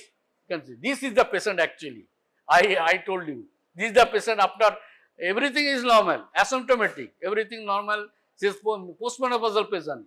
And she is come with the genital pull-ups. This is the count of this patient is, I was admitted one of my colleague during gynaecology. And this is the two cervix, two uterus. This is also called sometimes the hemiuterus. And you see there is the two cervical canal or vaginal speculum examination. That is why every case when you will be going to a specialist in gynae, I will just you here and write down is not correct. You examine the patient, take the history properly, and by eye to eye contact, and take the history properly, and examine the person, and no other maximum investigations are needed. So a patient comes and you do the investigation, it is not the treatment. Clinics. History taking and examination is very important. If we do not see this by speculum examination, we will not be able to, I will show the large picture, able to the two cervix is there. And adverse pregnancy outcome, I already said, spontaneous abortion, ectopic pregnancy, the rudimentary horn, and the pitum liver, malpresentation, PPROM, fetal growth restriction, increased cesarean section rate, increased perinatal mortality. And complications of the labor, prolonged labor, uterus is not well formed, and the obstructed labor due to the rudimentary on vaginal septum, and retained placenta, there may be the uterine contraction is not good, and the transverse lie, maybe the PPH, and breech unicornate. বল আমাকে বল কি এই এদিকে আয় কে কিছু বলবি হ্যাঁ আচ্ছা দেখ না বুঝতে পারছিস তো নাকি ইজ ইট ক্লিয়ার কি জিষ্ণু নাকি না ক্লিয়ার তো বুঝতে পারছিস তো জিনিসটা না পারলে বলবি আচ্ছা দেখ এবার আমি quickly go through the individual already I have generalized discussion unicornuate uterus এই যে ইউনিকর্নুয়েট ইউট্রাস এই যে চারটে জিনিস বলে দিয়েছি অলরেডি ডিসক্রাইব করে দিয়েছি চারটে হতে পারে আচ্ছা diagnosis unicornuate uterus mainly by the HSG সব সময় হবে না তাহলে তোমাকে আল্ট্রাসাউন্ড লাগতে পারে আল্ট্রাসাউন্ড তো এমনিতে আমরা করি বা 3D বা 3D or sometimes the MRI may be needed. That is it is banana shaped. You can see the typical picture is the banana shaped. HSG deviated banana shaped cavity with single uterine cavity. And unicornuate uterus কি হতে পারে unicornuate uterus কিন্তু pregnancy হতে problem হয় না কিন্তু miscarriage হতে পারে পিটাম লেবার হতে পারে আর malpresentation কমন হচ্ছে ব্রিচ presentation we have get so many cases of breech presentation in the unicornuate uterus. It usually comes in the pitum labor, then either vaginal delivery or usually for breech presentation we do cesarean section, malpresentation, and that is the important. These things are important. Next, come to the rudimentary horn. You see the rudimentary horn. What happens rudimentary horn are non-communicating. The pregnancy may occur in the non-communicating. How the pregnancy occurs in the non-communicating horn? Communicating horn occur, but how non-communicating horn? Because the sperm goes into the uterine cavity and sperm হচ্ছে মানে দুষ্টু ছেলেদের মতো sperm, ওই ভেতরে uterine ক্যাভিটিতে চলে গেল, ওখান থেকে অ্যাবডোমিনাল ক্যাভিটিতে চলে গেল, অ্যাবডোমিনাল ক্যাভিটিতে গিয়ে আদার আদার ওভারিতে চলে গেল, মানে কন্ট্রাল্যাটারাল ওভারিতে, কন্ট্রাল্যাটারাল সাইডে চলে গেল, ওখানে গিয়ে ফিমরিয়া দিয়ে ঢুকে গেল, ওখানে যে ওভাবটা বসে আছে সেখানে গিয়ে প্রেগনেন্সি হলো, একটুবি প্রেগনেন্সি হলো। ক্লিয়ার ব্যাপারটা, যে why the rudimentary horn, there is a no non-communicating ectopic pregnancy occur. Ectopic pregnancy occur. This is the sperm goes from this side, goes from this side, go to the uterine cavity, and then go to the that is the ampulla, that is the through the ampulla and through the fallopian tube, femoral end, ampulla, and ovary already there is a oocyte, so there will be there. And this is my cases, the pregnancy in the rudimentary horn, pregnancy in the normal uterus and rudimentary horn. There are different types. You can get the pictures in my book also. Majority there are not all pictures are not I have given there. Management of pregnancy on the unicorn. সাথে কোনো কিছু লাগে, মানে just প্রেগনেন্সিটা wait করো, আজ করো, কোনো surgical approach কিচ্ছু নেই। যদি তোমার মনে হয় যে রুডিমেন্টারি হর্ন আছে, তাকে তোমাকে এক্সারসাইজ করতে হবে এবং খেয়াল রাখতে হবে একটু প্রেগনেন্সি হতে পারে। আচ্ছা, uterine didelphys, two uterus two cervices, vaginal septum, that may be vaginal. তো যখন একটা ভ্যাজানাল সেপ্টাম থাকবে, মাথায় রাখতে হবে that may be due to the uterine didelphys or due to the septed uterus. That is the septed uterus. In that septed uterus, usually there is a one cervix, but it goes to the below. আচ্ছা, এই যে দেখেছো, clinical only clinical examination. আমি যে ওপিডিতে দেখি frequently এটা patient এলে, only speculum examination you get many information, only speculum examination. That is the two cervical canal, the external loss by the, এটা কি স্পেকুলাম? কাস্কো স্পেকুলাম, তাই না? বল তোরা, মুখে বলতে হবে তো, হ্যাঁ, কাস্কো স্পেকুলাম। আচ্ছা, ওভিরা সিন্ড্রোম, এটা তো শর্ট নোট আছে। ওভিরা সিন্ড্রোম মানে ভ্যাজানাল সেপ্টাম থাকে, কাস্কো অনলি কাস্কো স্পেকুলাম দিয়ে তুই অনেক কিছু ডায়াগনোস করতে পারে। হ্যাঁ, ওভিরা সিন্ড্রোম এমসিকিউর কোশ্চেন তোদের, obstructed hemivagina and ipsilateral renal anomaly, OHVIRA renal anomaly, OHVIRA syndrome. কি হচ্ছে দেখ, সেপ্টাম এটা আবার অবস্ট্রাকশন হয়ে গেছে, সেপ্টাম হয়েছে, মানে ইউটারাইন ডাইডেলফিসেরই মতো, কিন্তু এখানে সেপ্টামটা এসেছে, আবার সেপ্টামটা পাশে লেগে গেছে। কি হচ্ছে ওভিরা সিন্ড্রোমটা, এটা ইম্পর্টেন্সটা কি, খুব রেয়ার, আমি লাইফে একটা দেখেছি, কিন্তু এটা তোদের এক্সামে লাগবে, ওভিরা সিন্ড্রোম। তারপর হচ্ছে ইউটারাইন ডাইডেলফিস, দেখ ইউটারাইন ডাইডেলফিসের পুরো একবারে সেপ্টাম চলে এসছে, কমপ্লিট সেপ্টাম, ইউটারাইন ডাইডেলফিস পুরো। দ্য আউটকাম, এটা আউটকাম কি হতে পারে ইউটারাইন ডাইডেলফিসের? Better it compare to the ইউনিকন্ড্রেটের থেকে এটা ভালো, এটা দুটো সেপারেট হর্ন তো ভালো ডেভেলপ করেছে, দুটো separate uterus, semi uterus, better. Miscarriage সবসময় সম্ভাবনা আছে, পিটাম লিভার malpresentation, if the complete septum that may be the dysmenorrhoea, bicornuate uterus, one cervix bicornuate, one cervix with the two uterus, semi uterus, but one cervix, two separate but communicating, দুটো separate but the communicating। এই যে heart shaped, এটা দেখতে কিরকম, heart shaped, ওপরটা তুই যদি দেখিস ল্যাপারোস্কোপ দিয়ে, তাহলে দেখা যাবে এরকম ইন্ডেন্টেশন আছে হার্ট শেপেড। আর সেপ্টেড ইউটারাসে কিন্তু নর্মাল কন্ট্যুরটা ফান্ডাসের তো কনভেক্স। হ্যাঁ, ধর এই যে এই ছবিটা দেখলে বুঝতে পারবি, এই দেখেছিস, এই যে হার্ট শেপেড, নিচে ওর ভেতরে অ্যাকচুয়ালি ওটা ছিল তোর এই ইয়ে ছিল, এই জিনিস ছিল বাইকর্নেট ইউট্রাস ছিল, বাইকর্নেট হার্ট শেপেড দেখতে। সেপ্টেড ইউট্রাস, দেখ septate uterus, partial septum, complete septum, আর ভ্যাজাইনো সার্ভাইকোটাইন সেপ্টাম কোথায় চলে এসছে, এরকম হতে পারে। আচ্ছা, এই দেখ এই দুটো, এটা হচ্ছে সেপ্টেড ইউট্রাস আর এটা হচ্ছে বাইকর্নেট। এই অ্যাঙ্গেলটা দেখেছিস সেপ্টেড ইউট্রাসে অ্যাঙ্গেলটা কম হবে, লেস দ্যান 70 ডিগ্রি হবে, আর বাইকর্নেট ইউট্রাসে অ্যাঙ্গেলটা অনেক বেশি হবে, 90 ডিগ্রি বেশি হবে, কারণ ওরা দুটো আলাদা আলাদা সম্পূর্ণ। আর এটা একটা সার্ভিস, হ্যাঁ, যদি ওখানেও একটা সার্ভিস কিন্তু অনেকটা বেশি। আচ্ছা, এটা ডিফারেন্সিয়েশন তোদের দরকার নেই, এটা পরীক্ষার জন্য। হ্যাঁ, ওই একই জিনিস, এই যে বাইকর্নেট, এটা সিজার করতে পেয়েছিলাম, সিজার করতে দেখা গেল যে এটা increased risk of miscarriage, preterm birth and malpresentation. Bicondylar the pregnancy in one horn, একটা হর্নে প্রেগনেন্সি হবে, দুটো হর্নে তো হবে না, দুটো হর্নে প্রেগনেন্সি তো একটা হর্নে প্রেগনেন্সি হয়েছে, টুইন হলে হতে পারে, নর্মালি একটা হর্ন, এই জন্য এই হর্নটা ডেভেলপ করেছে। আদার দেন মনিটরিং প্রেগনেন্সি কোনো ট্রিটমেন্ট দরকার নেই।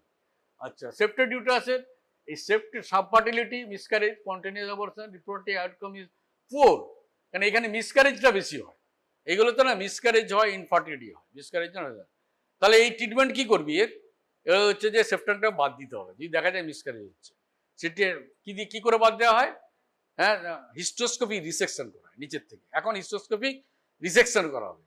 আর বাইকোনিডিউটাসে কি হয়? বাইকোনিডিউটাস যদি তার মিসক্যারেজ হয়, অনেকগুলো মিসক্যারেজ হয়, তখন ইউনিফিকেশন অপারেশন, মানে ওপর থেকে ইউনিফিকেশন অপারেশন, ল্যাপারোস্কোপি করে করা যায়, ইউনিফিকেশন অপারেশন মানে দুটো ইউটারাসকে জুড়ে দিতে হবে, স্ট্রসম্যানস ইউনিফিকেশন। আর এটা হচ্ছে হিস্টোস্কোপি হিস্টোস্কোপি। এই যে দেখ, এটা সিজার করতে করতে দেখা যাচ্ছে সেপ্টামটা একটা দিয়ে বেরিয়েছে, primary gravida with breech presentation, breech প্রেজেন্টেশনের জন্য সিজার করেছিলাম, বিচ প্রেজেন্টেশন। হ্যাঁ, তারপরে এই দেখ সেপ্টেড ইউটারাস আবার এইটা কারণে হতে পারে, কি কারণে হতে পারে? দেখ, same patient examine vaginally so longitudinal septum, ওই একটা পেশেন্টই, একটা পেশেন্টই, তার কিন্তু কোনো মানে কোয়ার্টাসের সময় কোনো প্রবলেম হয়নি, তাহলে তো সে আসতো। তার নর্মালি ইউজুয়ালি হয় কি, এখন দেখে বোঝা, একটা part of the vagina dilate করে যায়, মানে যখনই ইন্টারকোর্স করতে না, বাই চান্স একটা যখনই ডাইলেট করে গেলো, তখন ওটা ইউজুয়ালি হয়ে গেলো, আদারটা নট ইউজ হয়ে গেল, এটা ইউজুয়ালি হয়। ওই জন্য বলে যে মানে অনেক মানে যে কোন হর্নে বেশি প্রেগনেন্সি হয়, সেটা একটা ইয়ে আছে, ইউজুয়ালি লেফট মানে পেশেন্টের রাইট সাইডে হয়। বাইকন্ডিয়েট ও ডাইডেলফিস ইউটার, ইউনিফিকেশন অপারেশন ও স্টসম্যানস টেকনিক। হ্যাঁ, ডাইডেলফিসে ইউজুয়ালি অপারেশন লাগে না, বাইকন্ডিয়েটে লাগে। কি অপারেশন হয়? এই যে বলছিলাম যেটা, এটা হচ্ছে বাইকন্ডিয়েট ইউটার, এখানে একটা ইনসিশন দেওয়া হয়, দিয়ে যদি খুলে দেওয়া হয়, খুলে এটাকে অ্যান্টেরোপোস্টেরিয়র লাগিয়ে দিয়ে নর্মাল হয়ে যায়, এটা বলে স্ট্রসম্যানস নামটা মনে রাখতে হবে, ইউনিফিকেশন অপারেশন, এটা পার অ্যাবডোমিনালি করতে হবে। আচ্ছা, septate uterus hysteroscopy resection, that is called septoplasty. Septoplasty is not popular term, যে হিস্টোস্কোপি। এটা হচ্ছে যে ইউটেরাইন সেপ্টাম, এই যে সেপ্টামটা, এইটা একটা রিসেক্টর দিয়ে কাটতে হবে হিস্টোস্কোপি। এই যে দেখো, এই যে রিসেক্টর দিয়ে এটা কাটা হচ্ছে, এটা হচ্ছে হিস্টোস্কোপিক ইনস্ট্রুমেন্ট পার ভ্যাজাইনালি, এটা এই রিসেক্টর দিয়ে এটা কেটে দেওয়া হয়। হ্যাঁ, ইউজুয়ালি অনেক সময় কোনো মানে থার্মাল এনার্জি লাগেই না, নর্মালি সিজার দিয়ে কেটে দেওয়া হয়, অ্যাভাস্কুলার এরিয়া থাকে। আচ্ছা, arcuate there is slight indentation in the funda, slight area. Usually the outcome is good. Some patient very rare case arcuate আছে, যেটা হচ্ছে পিটাম লেবার হতে পারে, রিকারেন্ট অ্যাবর্শন হতে পারে। আচ্ছা, ট্রান্সভার্স ভ্যাজাইনাল সেপ্টাম দেখ, এইখানে হতে পারে, এইখানে হতে পারে, এইখানে হতে পারে, যে জায়গায় মানে লো মিড হাই, যেখানে depending upon the some cases very easy to do, low টাইপে হলে ট্রান্সভার্স ভ্যাজাইনাল সেপ্টাম। এই পেশেন্টগুলো কি নিয়ে এসেছিল? কল্প হেমাটোমেট্রা, তাই না? হেমাটোমেট্রা কল্প, সাইক্লিক্যাল পেন অ্যাবডোমেন। আচ্ছা, transverse vaginal septum prognosis, side thickness, perforation depend করে, the surgical resection is the treatment. আচ্ছা, এইটা হচ্ছে যে ট্রান্সভার্স ভ্যাজাইনাল সেপ্টাম, এই যে লোয়ার পার্টে, এই লোয়ার পার্টে ট্রান্সভার্স ভ্যাজাইনাল সেপ্টাম, এই যে হেমাটোমেট্রা, এখানে হেমাটোমেট্রা, এইটা হেমাটোমেট্রা, দিস দ্য কল্পোমেট্রা। হ্যাঁ, কল্পোমেট্রা কমোটে অ্যাকচুয়ালি ইম্পারপোর হাইম্যানের ক্ষেত্রে একই রকম, কিন্তু ইম্পারপোর হাইম্যানে কি হবে, ওটা থিন হবে, এই পার্টটা খুব থিন হবে, দেখাচ্ছে আমি, দেখলে ছবি আছে আমার, এই যে ড্রেনেজ অফ দ্য সার্ভাইকেল, ওই পেশেন্টটাই ড্রেনেজ করছি, ওই পেশেন্টটা ড্রেনেজ করছে, ব্লাডটাকে ড্রেন করে দেওয়া হচ্ছে, এই যে ড্রেন করে ওটাকে নর্মালি যদি ব্লিডিং থাকে, তাহলে সাইডে স্টিচ করে দেবো, নাহলে দরকার হবে না। এই দেখ ইম্পারপোরেট হাইম্যান দেখেছিস, তো যে কনভেক্স বালজিং অ্যান্ড ব্লু, পেশেন্টকে যদি কাশতে বলি, যেমন কি অনেক সময় ইন্টারঅ্যাবডোমিনাল প্রেশার বেশি হলে ওখানে বাল্জ করবে, এত থিন, মানে যারা সার্জেন যারা করেছিস, যারা করবি, দেখবি তোর মনে হবে তোর হাত রিসপিস করবে যে এখনই কেটে দিই, মানে এরকম আর কি, ওটিতে না নিয়ে জাস্ট অনলি একটা crisscross incision, cruciate incision give, blood will be drain, that is then. আরো good picture in my book, you can see good picture in my book, drainage of the cryptomenorrhoea. আচ্ছা, এবার হচ্ছে লংগিচুডাল septum, দেখ লংগিচুডাল septum তাহলে কোন কন্ডিশনে হতে পারে? একটা হতে পারে যে শুধু ভ্যাজানাতে সেপ্টাম, আর কোথাও কিছু নেই। একটা হতে পারে যে সেপ্টেড ইউট্রাস নিচে পর্যন্ত চলেছে, আর একটা হচ্ছে ডায়ডেলফিস ইউট্রাস। এই পেশেন্টটা নিয়ে এসেছিল ডিসপেরোনিয়া নিয়ে। ওর বাচ্চা হচ্ছে না, আমি সিম্পল এক্সামিনেশনে বাচ্চা হচ্ছে না, জাস্ট ক্লিনিক্যাল এক্সামিনেশন করলাম, দেখলাম একটা সেপ্টাম আছে, হ্যাঁ, ইনফার্টিলিটি এসেছিলো। ওই সেপ্টামকে রিসার্চ করে সেপ্টামটাকে জাস্ট এই যে দুটো সার্ভিক্স দেখতে পাচ্ছি, দুটো সার্ভিক্স ভালো করে দেখ, তোদের চোখ আরও ভালো। এই একটা সার্ভিক্সের একটা সার্ভিক্স ছিল, মাঝখানে সেপ্টামটা ছিল, রিসেট করেছি। হ্যাঁ, এই যে সেপ্টামটা একটা, এইদিকে একটা সার্ভিক্স, এদিকে একটা সার্ভিস, মাঝখানে সেপ্টামটা, এটাকে রিসেট করে দিয়েছি, এই যে রিসেট করেছি। It was an RG Kar, that great RG Kar, now RG Kar. প্রচুর RG Kar is a tremendous place for teaching, learning and postgraduate. Every postgraduates of gynae who have passed from the Arjikor, they are very expert throughout India. That is the really very sad today. And this is the septum in the lower 1/3. এই পেশেন্টটাও কোনো complain ছিল না, এই just ডেলিভারির পরে এটাকে করেছে, ওই যখন প্ল্যাসেন্টা বের করতে হয় তখন দেখা গেল একটা সেপ্টাম আছে লোয়ার 1/3, পেশেন্টটা কোনো কমপ্লেন ছিল না। আর লেবারের সময় যখন ফুল লাইটেড হয়ে গেছে, ওটা আটকাচ্ছে, ফুল লাইটেড হয়েছে আটকাচ্ছে, তো যাই ওটাকে সরিয়ে দিয়ে ডেলিভারি করলে, কিন্তু তার আগেই কেটে দিয়েছিলাম আমরা। ক্লিয়ার, বুঝেছিস তো? হ্যাঁ, আচ্ছা, সার্ভাইকাল অ্যাজেনেসিস, এইটা হচ্ছে সব থেকে ডিফিকাল্ট কেস। সার্ভাইকাল অ্যাজেনেসিস না ট্রিটমেন্ট করা খুব বুঝছে। Today is the teachers day. Actually, I used to go in every teacher's day with my teacher in 5th September and taking a class. But the teacher, Professor B.N. Chakraborty, has expired in 2022. Every year I have also photographed with him. And he is the pioneer of doing this world report case of the cervical agenesis. Usually in case of cervical agenesis, the people used to do the hysterectomy, because there is after agenesis repair, pelvic infection is like that. But he has done a special operation. I have also video with him, so it is not important for me. In other places I show that is very there is a special operation of the Professor B.N. Chakraborty in cervical agenesis. This is the case. Hematometra and vaginal and cervical agenesis. Professor B.N. Chakraborty. This picture is actually his article, and MRKH, Mayer-Rokitansky-Kuster-Husser syndrome, MRKH, that is the complete agenesis. So you see, this is that, and that is the two parameters. The vagina is absent, and there is the rudimentary uterus. Sometimes there may be the lining of the endometrium.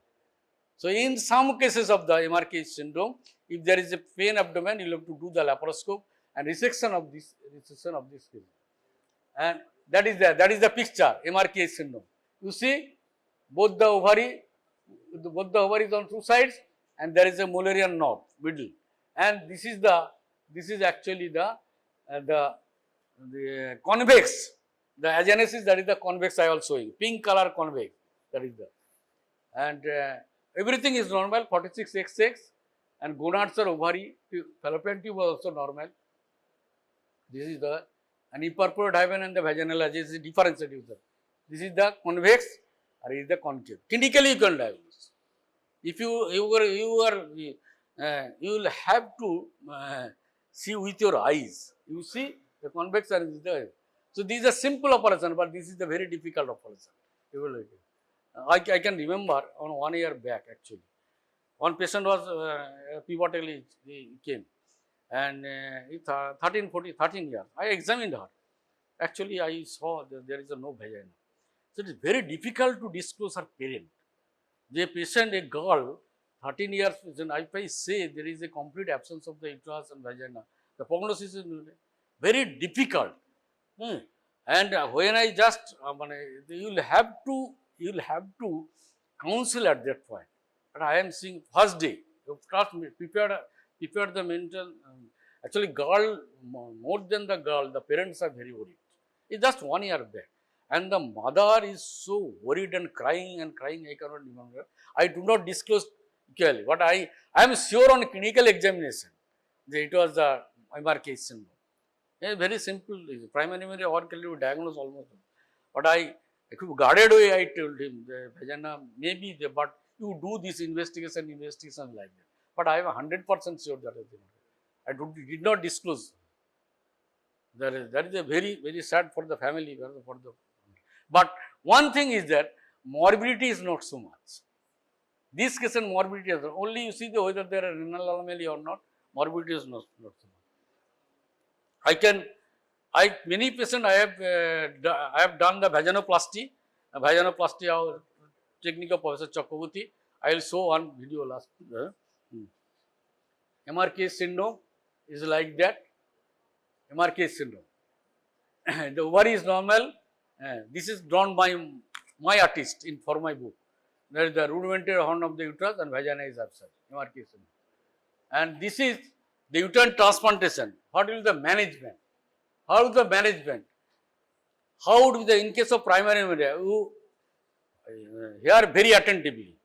In case of in these cases, when a woman comes to you, your management, what will be your management? You think that you will have to, the vaginal tract, genital tract has three functions. One is the menstruation, one is the coitor, and another is the reproduction. So, you being a practitioner, you have to achieve as much as possible. All cases you will not get, but at least the coitus will be not problem, and reproduction all many patient you can be. So, important thing is that the vaginoplasty for coitus, reproduction of surgery, menstruation not possible in case of MRK syndrome. Menstruation because the uterus is absent. So, how reproduction is possible? Reproduction is not here by surrogacy. His ovary is normal, husband semen is normal, suppose, and that is the clear indication of the surrogacy. And recently there is the uterine transplant is another option. And this is also MCQ question who the Brandstrom from Swedish team and Soiles Putammakar from Pune 2017. Soiles Putammakar from India. And this is the Bamstone. I have made it in Kolkata. He was on the just 2015, the first live birth after uterus, the Bamstone return. And this is the Soiles in last April. This is the with Soiles. I called him, is my friend actually. He usually did not get the time, but at the 29th April, I can remember, I was the president of All India president, and for oration on the uterine transplantation. These are Soiles Putammakar from Pune. And vaginal creation and conservative, some conservative management. Conservative management means, I have only 5 minutes, only on video I will show. Vaginal creation, this is the conservative management, only the dilator. Suppose the bicycle and dilator is fitting. You ask the girl, there will be dilator or use the dilator. Even regular coitus there will be. And some surgeries, there may be grafting. Surgery problem is that there will be again recurrence, obliterated. And you will have to give the skin graft, the intestinal wall graft like that. Different types of, this is not so important the vaginoplasty. And this operation I done in 2021 in Arjikor actually. The Arjikor last, the postgraduates wanted to see, my postgraduates wanted to see that is the absence of the vagina. There is the absence of the vagina. Archaea syndrome, total absence of the vagina. A slight dimple is not there. So, what I have done only by dissection, Professor Chakraborty's technique, I developed very easy by incision only there. And sir used to say, I have seen Teachers' Day, I am remembering it. He used to say, if there is also the bladder and there is the rectum and there is a potential space also. If you do the space, the vagina is easily you can get the vagina. And only by finger, sharp and blunt dissection, the vagina. This is my finger. You can see here the finger. And this is the vagina is created. You can even see the peritoneum after the creation. It is a London detector. It is not the sim speculum. London detector used in the bladder dissection. Two London, two south. And we make a mold. The mold with the amniotic membrane. We used to do the amniotic membrane. This is the mold. Over there is the amniotic membrane. So this is the, এই sound কোথায় রে, sound নেই রে, হ্যাঁ, ও sound নেই, সুন্দর সুন্দর sound. এই দেখ আমি আগের থেকে দেখাচ্ছি, ওইটা তৈরি করে ফেলেছি আগে, ভ্যাজানাটা তৈরি হয়েছে, এটা মূলটা দেওয়া হচ্ছে। সাউন্ড আছে, সাউন্ড না থাকার কি আছে, এই দেখ ওই মূলটাকে লাগিয়ে দেওয়া হচ্ছে, দিয়ে ভ্যাজানাটা তৈরি হয়ে গেল, মূলটাকে লাগিয়ে দেওয়া হলো। এইবারে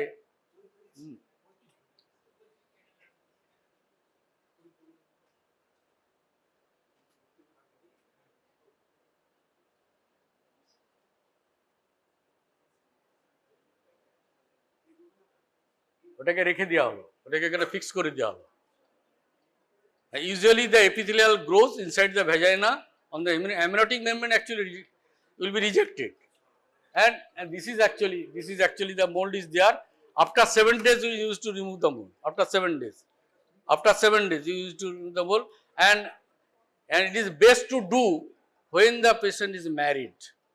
I have so many cases also that they have contracted married, and one patient is on a pending. She is already fixed marriage. I have done. Now she is asking for the surrogacy, but surrogacy rules are very difficult nowadays.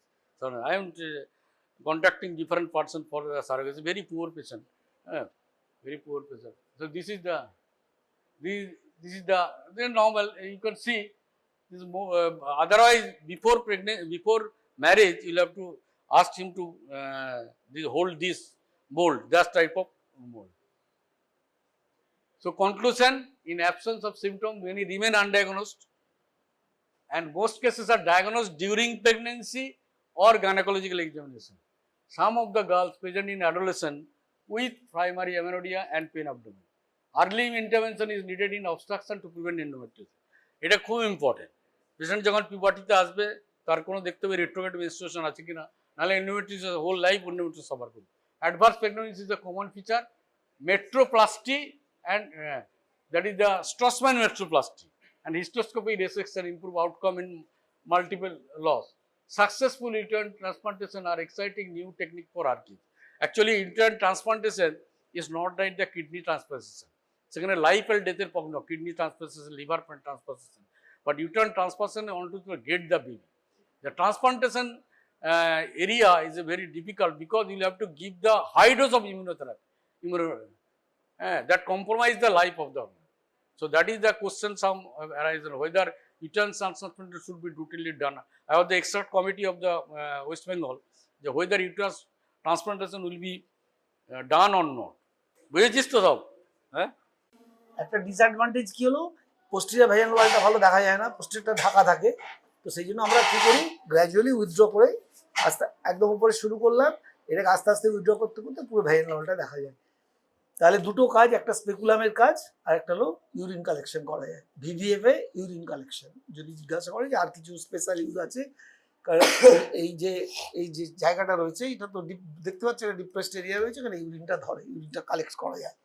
আচ্ছা, সিম speculum প্রায় সমস্ত gynaecological কিছু করতে গেলেই আমাদের seems লাগে। পোস্টেরিয়রও এটার একটা ডিসঅ্যাডভান্টেজ কি হচ্ছে, পার্টিকুলারলি যারা মাল্টিপ্যারাস ওমেন দেখে রিল্যাক্স ভ্যাজাইনা হয়, তাদের অ্যান্টেরিয়র ওয়ালটা অনেক সময় রিল্যাক্স হয়ে গেলে কি হয়, তুমি শুধু পোস্টেরিয়র ওয়াল দিয়ে you cannot find the cervix, সেখানে অ্যান্টেরিয়র ওয়ালটা নেমে আসে রিল্যাক্সড হয়ে গেলে, তখন একটা আলাদা ইনস্ট্রুমেন্ট পাওয়া যায়, অ্যান্টেরিয়র ভ্যাজাইনাল ওয়াল স্পেকুলাম। অনেক সময় দুটো ধরতে হয়, লাল দেখা যায় না একটা দিয়ে, এইটা দিয়ে তুমি পোস্টেরিয়রটা you are retracting the posterior wall by this instrument, even then you don't find the cervix if there is some amount of cystocele. ওই যে বলছি রিল্যাক্সড হয়ে গেলে কি হয়, মাল্টিপ্যারাস ওমেনদের কি হয়, একটু সিস্টোসিল হয়, ব্লাডারটা নেমে আসে, ভিউটা অবস্ট্রাক্ট করে, সে তখন দেখতে গেলে এর সঙ্গে আরেকটা ইনস্ট্রুমেন্ট লাগে, যেটা হচ্ছে অ্যান্টেরিয়র ভ্যাজাইনাল ওয়াল স্পেকুলাম, সেটা এখানে নেই।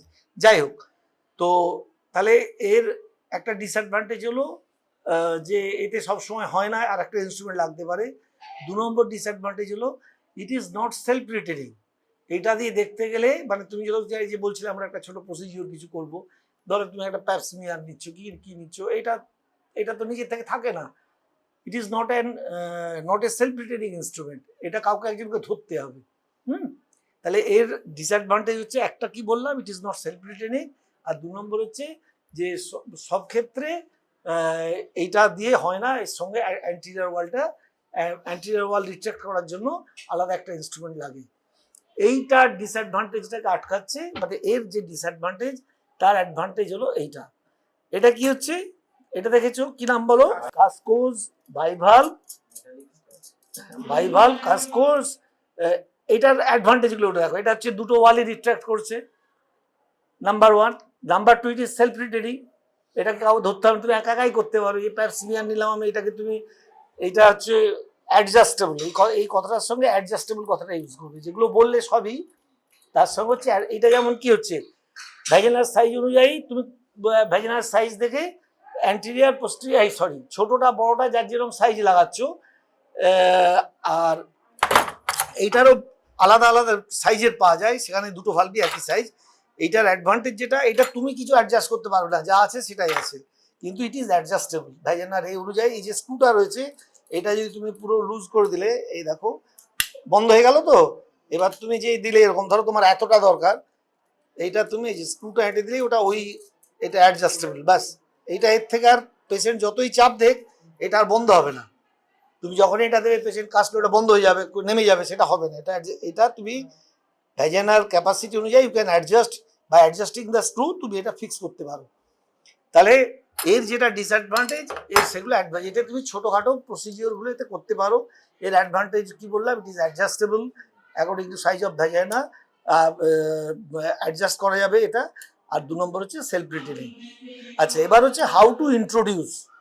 এইটা নিয়ে খুব কন্ট্রোভার্সি আছে, অনেক বইয়ে, তোমাদের বই দেখবে রয়েছে কি করে ঢোকাবে, সব অনেক বেশিরভাগ বইতে কি লেখা আছে যে এই ভ্যাজিনাল স্লিট তো এরকম এইরকম ঢুকিয়ে রোটেট করতে বলে, কিন্তু অনেক বড় বই লেখা রয়েছে যে সবসময় it should be introduced like this, because vagina is wider from side to side than anterior posterior. তুমি এর যারা করে এই আইডিয়া নিয়ে যে এইরকম ঢুকিয়ে রোটেট করতে বলে, অনেকেই বলে হয়তো বলবেও, কিন্তু এইটা ঠিক না। মানে আইডিয়ালি হচ্ছে জাস্ট এইরকম করেই তুমি ঢোকাতে পারো। এখন অনেক স্যার কি বলবে আমি জানি না, তার আইডিয়াটা হচ্ছে যে vagina transfer, you see look at the cross section of vagina, কি দেখবে ভ্যাজিনা আপনার এইচ এর মতো দেখতে, দেখেছো ক্রস সেকশন বই শুনুন যে ভ্যাজিনাটা এইরকম একটা ক্রস সেকশন। হ্যাঁ, actually vagina is wider from side to side than anterior posterior. সেই জন্য এই স্পেকুলাম ঢোকাবে, কিন্তু দেখবে অনেক বইতে এইটা আমি যেটা বলছি এটা লেখা নেই, এইটা লেখা আছে সব বেশিরভাগ বইতে, যে এরকম করে ঢুকিয়ে রোটেট করতে হবে। হ্যাঁ, ওই কারণে যে এটা এরকম করতে গেলে লাগবে, তা হয় না অ্যাকচুয়ালি। যাই হোক, ইন্ট্রোডাকশান দুটোই জেনে রাখো। যদি যেটা ইচ্ছে বলবে, যদি এক্সামিনার অন্যটা জানতে চায় বলবে যে স্যার এটা এইভাবেও ঢোকানো যেতে পারে, যদি বলে না এইভাবে ঢুকবে না, পেশেন্টের ব্যথা হবে, এটা কোনো হয় না। কারণ আইডিয়াটা হচ্ছে because vagina is wider from side to side, সেই জন্য এইভাবে ঢোকাবে। এই দুটো ঢোকানোর একই কথা বলে সবাই, যে কিভাবে ঢোকাবে জেনে রাখা ভালো, কোন এক্সামিনার কোনটা জানতে চাইবে সেটা। আইডিয়ালি কিন্তু বড় বইগুলোতে এটাই লেখা আছে যে এটা এইভাবে ঢোকানো উচিত, কারণ এইটা হচ্ছে ভ্যাজিনা ওয়াইডার। তাহলে যে এইভাবে ঢুকিয়ে রোটেট করো বা এইভাবে ঢোকাও, এই দুটো একইভাবে ঢোকাবে। এবার এইটাতে কি কি প্রসিডিওর করতে আমাদের এইগুলো লাগে, এইটা তো ছোটখাটো ভ্যাজিনাল প্রসিডিওর। প্যাপসমিয়ার কি কাকে বলে জানো? Papanicolaou smear screening, cervical CA screening. এই সার্ভাইকাল সিএ স্ক্রিনিং শুরু হওয়ার পর থেকেই আমাদের দেশে মানে মেয়েদের কোন ক্যান্সার সব থেকে কমন বলো তো? Commonest cancer in women breast cancer, second হচ্ছে সার্ভাইকাল ক্যান্সার। আগে আমরা যখন স্টুডেন্ট ছিলাম তখন সার্ভাইকাল ক্যান্সার ছিল নাম্বার 1, ব্রেস্ট ক্যান্সার তারপরে আসতো। কিন্তু এখন এই সার্ভাইকাল স্ক্রিনিং করে করে সুবিধে হচ্ছে যে সার্ভাইকাল ক্যান্সারের ইনসিডেন্স অনেক কমে গেছে। Cervical cancer is a preventable disease. কেন? কারণ কি হয়, cervical cancer does not arise very fast or D novo. এটা কি হয়, এটা হচ্ছে একটা ইট গোজ টু এ প্রসেস, একটা চেঞ্জ হতে হতে আসে। হ্যাঁ, এপিথেলিয়াল চেঞ্জ হতে হতে আসে, and it takes almost 8 to 10 years to develop CA cervix from normal cervical মানে কি বলে এপিথেলিয়াম। তো এই চেঞ্জগুলো দেখে দেখে যখনই চেঞ্জগুলো দেখা যায় CIN2, CIN1, 2, 3, তো 3 হ্যাঁ, তখন তুমি তারপরে সিআইএস, তারপরে ইনভেসিভ কার্সিনোমা। তো যাই হোক, তো তখন কি হয়, স্ক্রিনিং এর অ্যাডভান্টেজ হচ্ছে যখন আমরা ওটা বুঝি তুমি তখন অ্যাকর্ডিংলি ব্যবস্থা নিয়ে নিচ্ছ। সেই জন্য cervical cancer is a preventable disease, CA cervix is a preventable disease. ওতে এন্ডোমেট্রিয়াল ক্যান্সারেরও তুমি পেতে পারো, বেশি হলে অনেক সময় ওই যে আমরা যখন পোস্টিরিয়ার ফর্নিক্স থেকে লিখছি, ক্যান্সার সেল কেন এরকম চলে আসে ইজিলি, কি ক্যান্সার সেল স্পেশালিটি কি, ওতে তার মেটাস্টেসিস কোথায় হচ্ছে। আমরা এই যে ভ্যাজিনাল পুলে ক্যান্সার সেল পড়ে থাকে, কেন পড়ে থাকে, ক্যান্সার সেলের তফাৎ, ক্যান্সার মানে কি, একটা very fast growing cell division, rapid cell division হচ্ছে। র্যাপিড সেল ডিভিশন, আমাদের যে গায়ে সেলগুলো রয়েছে, একটা সেলের গায়ে লেগে থাকে, এর মাঝখানে একটা জিনিস থাকে বলে cementing substance. This cementing substance keeps the cells attach side by side. তো in cancer the cell division goes so fast that the cementing substance এত তাড়াতাড়ি তৈরি হতে পারে না। এত তাড়াতাড়ি তৈরি হয় না বলে কি, এদের মধ্যে অ্যাডহেসিভনেসটা অনেক কমে যায়। This are easily exfoliated. যেমন ধরে এই আমি ঘষে দিলাম, তুমি এটা পরীক্ষা করে এক গাদা সেল উঠলো, কিন্তু আমাকে এটা ঘষতে হলো, কিন্তু ক্যান্সার সেল ওটা লাগে না, অটোমেটিক্যালি তারা এক্সফোলিয়েশন হয়ে যায়। বিকজ অফ দিস এত ফাস্ট ডিভিশন হয় যে সিমেন্টিং সাবস্টেন্সটা ঠিক মতো ওই রেটে তৈরি হতে পারে না, যার জন্য তাদের মধ্যে একটা সেলের সঙ্গে একটা সেলের অ্যাটাচমেন্টটা অত ফার্ম হয় না, দে ইজিলি এক্সফোলিয়েশন হয়ে পড়ে থাকে। আমরা সেটাকে তুলে সেলটার আমরা ক্যারেক্টারটা দেখি যে সেলটার কি কি চেঞ্জ হচ্ছে, ম্যালিগনেন্সি যা চেঞ্জ হয়, কি হয়, নিউক্লিয়াসটা হাইপারক্রোমাসিয়া, এনলার্জ কনসার, অল্টার নিউক্লিয়ার সাইটোপ্লাজমিক রেশিও, হ্যাঁ, এইগুলো হচ্ছে টেস্ট করা হয়। টেস্ট করে যখন আমরা খারাপ কিছু দেখি তখন অ্যাকর্ডিংলি ব্যবস্থা নেওয়া হয়। এই অ্যাডভান্টেজটা সিএ সার্ভিসের এটাই যে it takes about 8 to 10 years পুরো ডেভেলপ করতে, যার জন্য এটা প্রিভেন্ট করা যায়। বুঝতে পারা গেল? এবার কি বলছিলাম, কি কি প্রসিজিওর, এটাতে ওই যে ছোটোখাটো প্রসিজিওর তুমি করতে পারো, বায়োপসি নেওয়া, বা একটা কটারি করছো তুমি, সার্ভাইকাল একটা ইউরোশন রয়েছে, একটা ইলেকট্রিক কটারি করবে, তুমি এটা লাগিয়ে একাই করতে পারবে, লাগবে না। আর এবার এইগুলো দিয়ে তোমাকে জিজ্ঞাসা করবে যে কিসে আমার কি অপারেশন এগুলো ব্যবহার করে, সিম স্পেকুলাম, যে কোনো ভ্যাজিনাল অপারেশনেই আমার এই সিম স্পেকুলাম লাগে। হ্যাঁ, তুমি যে কোনো ভ্যাজিনাল অপারেশন বলো, আমরা কারণ এটা দেখতে লাগে তো দেখেই করতে হবে, ডিসিডি, ভ্যাজিনোপ্লাস্টি, মানে সরি অ্যান্টিরিয়র কলপোরাপি, পোস্টেরিয়র কলপোরাপি, সবাইকে স্পেকুলাম দিয়ে আমাদের বা সার্ভিক্স ধরতে বা দেখতে, যে কোনো অপারেশন। তুমি একটা ডিসিডি করতে গেলে এটা না দিলে তো সার্ভিক্স দেখতে পাচ্ছ না, সার্ভিক্সটা অ্যালিস দিয়ে ধরে এইটা দিয়ে ইউজ করবে। তাহলে এর সম্বন্ধে আর বিশেষ কিছু জানার নেই। জিনিসগুলো এই সিমসের আরেকটা অবওয়ার্ড স্পেকুলাম বলে পাওয়া যায়, সেটা posterior venous speculum, self retaining. সেটা একটা এইরকমই দেখতে অনেকটা, কিন্তু নিচেটা স্ট্রেট, এখানে একটা বড় ওয়েট দেওয়া থাকে। Self retaining posterior vaginal speculum, নাম হচ্ছে অবওয়ার্ড, AUVRARD, এরকম কিছু একটা অবওয়ার্ড সেলফ রিটেনিং ভ্যাজিনাল স্পেকুলাম। সেটা খুব একটা ইউজ হয় না, সেটা অনেক ওয়েট দেওয়া থাকে, একটা পেশেন্টের অসুবিধা হয়। কিন্তু ওই অ্যাডভান্টেজ একটাই যে একা একটা ছোট প্রসিজিওর করতে গেলে তোমার সবসময় অ্যাসিস্ট্যান্ট লাগছে ধরার জন্য, সেটা লাগবে না। এই হয়ে গেল। আচ্ছা, এবার দেখো একটা করি হোক, দেখো দুটো ইনস্ট্রুমেন্ট, এটা একটু কার্ভড রয়েছে, এটা যদি স্ট্রেটও হয়, এই দুটোর মধ্যে তফাৎ কি বলো? এটাও তো মাল্টিপল, এটা অ্যালিস্টিস ফোর্সের, হ্যাঁ, এইটার সঙ্গে এটার তফাৎ কি? This is heavier instrument. হ্যাঁ, এটা শুধুমাত্র আমরা cervix, non pregnant cervix, mind it, cervix শুধু বলবে না, প্রেগনেন্সিতে প্রেগনেন্ট সার্ভিক্সে এটা ইউজ করা হয় না, বিকজ এটা heavier instrument and it injures the cervix. তুমি যদি প্রেগনেন্ট এতে ধর, প্রেগনেন্ট সার্ভিক্সের সঙ্গে নন প্রেগনেন্ট সার্ভিক্সের তফাৎ কি? Pregnant cervix is very soft, অনেক সফট হয়ে যায়, আমরা কি বলি, ফিলিংটা হয়। টিপ অফ দ্য নোজ হচ্ছে নন প্রেগনেন্ট সার্ভিক্স, ইয়ার লোবিউল হচ্ছে প্রেগনেন্ট সার্ভিক্স, ভেরি সফট। হ্যাঁ, যার জন্য যে হেগার সাইন হয়, সার্ভিক্স বোঝা যায় না, পাতলা হয়ে যায় বলে। তো this is used to catch the non pregnant cervix সবসময়। হ্যাঁ, নন প্রেগনেন্ট ভলসেলাম কখনো প্রেগনেন্ট সার্ভিক্সে ইউজ করা হয় না। এইটা তুমি প্রেগনেন্টেও ইউজ করতে পারো, নন প্রেগনেন্টেও করতে পারো। হ্যাঁ, এটা হচ্ছে অ্যালিস টিস্যু শুধু গাদা জায়গায় যে কোনো টিস্যুতে ধরার জন্য এটা ব্যবহার করা হয়। আর এইটা ওই যে একটা বলছিল সিঙ্গেল টুথ ভলসেলাম, আর একটা এরকম ভলসেলাম আছে, সেটা হচ্ছে একটাই টুথ, এটা যেমন অনেকগুলো টুথ আছে, সেটা হচ্ছে মাল্টিপল, সেটা হচ্ছে সিঙ্গেল টুথ, একটা টুথ আছে, সেটা কিসে ইউজ হয় বলতে পারবে? একটাই অপারেশনে ইউজ হয়, যদিও আজকাল আমরা সেটা ইউজ করি না, কিন্তু একটি অপারেশনে ইউজ করা হতো এককালে। সিঙ্গেল টুথ কেন, ব্যাপারটা হচ্ছে এটা বড় চওড়া, সিঙ্গেল টুথটা আরো ছোট হবে ন্যাচারালি হওয়াটা। তো এটা ধরো একটা নালিপ্যারাস ইউটেরাসে তুমি ধরতে গেলে এটা কষ্ট হবে, এবার নালিপ্যারাস ইউটেরাসের যদি তোমাকে এটা ধরতে হয়, সেটা দিয়ে এই জন্য আমরা ছোট অ্যালিস টিস্যু ফোরসেপ করি, জায়গা পাবে না, ওপেনিংটা এত ছোট, সার্ভিক্সটা ছোট, তখন তুমি এটা দিয়ে ধরতে গেলে পুরো সার্ভিসটা ঢাকা পড়ে যাবে। তুমি যে উদ্দেশ্যে ধরবে যে আমি একটা ডায়লেটার ঢোকা দেবে, আর জায়গা পাবে না, এটা পুরো অকুপাই করে ফেলবে। তো এই জন্য সিঙ্গেল টুথ ভলসেলাম নেই এখানে। সিঙ্গেল টুথ ভলসেলাম এরকমই দেখতে, একটাই টুথ, ওটা একটা অপারেশনেই ব্যবহার করা হয়, সেটা হচ্ছে ফদার গিলস অপারেশন। ফদার গিলস অপারেশন হচ্ছে ভ্যাজিনাল প্রোল্যাপসে, যাদের আমাদের দেশে কমনেস্ট কজ অফ প্রোল্যাপস কি, বার্থ ইঞ্জুরি, যার জন্য আমাদের দেশে ইয়াং মেয়েদের প্রোল্যাপসের ইনসিডেন্স অনেক বেশি। বাইরের দেশে তো ইয়াং মেয়েদের অপারেশন হয় না, ওদের প্রোল্যাপসের সব ওল্ড এজ, মেনোপজের পর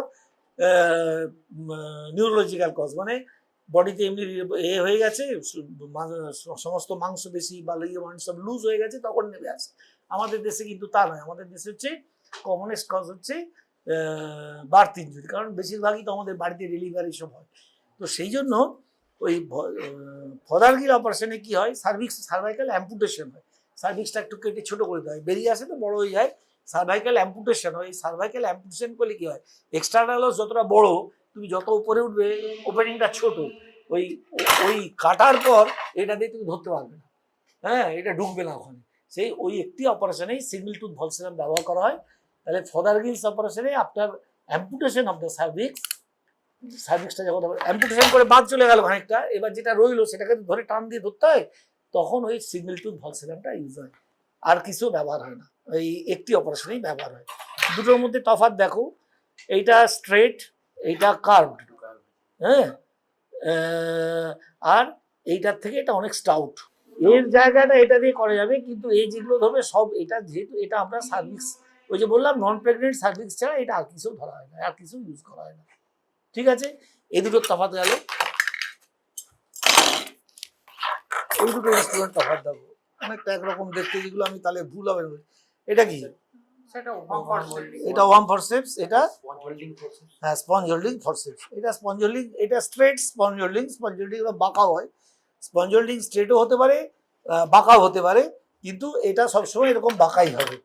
কারণ এটা কেন, এটা ইউট্রাসের অ্যাক্সিসের জন্য, তোমরা যে কথাটা হচ্ছে angle of version, angle of flexion. If it is anteriorly, ভার্সেনটা যদি অ্যান্টিরিয়ারলি হয় তখন তাকে আমরা অ্যান্টিভার্টেড বলছি, যদি পোস্টেরিয়র তখন রেট্রোভার্টেড বলবো। তাহলে version angle, what is the which is called the version, angle of version. Angle of version is the angle between the long axis of the vagina and long axis of the uterus. বুঝা গেল? তাহলে normally vaginal long Axis একটা standing পজিশনে, vaginal Axis কি horizontal হিসেবে প্রায় 45 ডিগ্রিতে থাকে, তার সঙ্গে অ্যাঙ্গেল অফ লং অ্যাক্সিস, তাহলে ডেফিনেশনটা কি হলো, angle of version between the, it is the angulation between the long axis of vagina with the long axis of uterus. ইউট্রাসের লং অ্যাক্সিসের সঙ্গে ভ্যাজিনাল লং অ্যাক্সিসের হচ্ছে যে অ্যাঙ্গুলেশন, সেটাকে বলে angle of version. Normally in about 80% cases or above এটা হচ্ছে ইউটেরাস রিমেন্স অ্যান্টিভার্টেড। অ্যান্টিভার্টেড থাকার সুবিধা কি, অ্যান্টিভার্টেড আছে কেন, অ্যান্টিভার্টেড না থাকলে কি হতো, এটা নর্মাল পজিশন, ধরো এই ভ্যাজিনাল অ্যাঙ্গুলেশন তো এরকম রইলো, এটা ভ্যাজিনাল অ্যাঙ্গুলেশন, এবার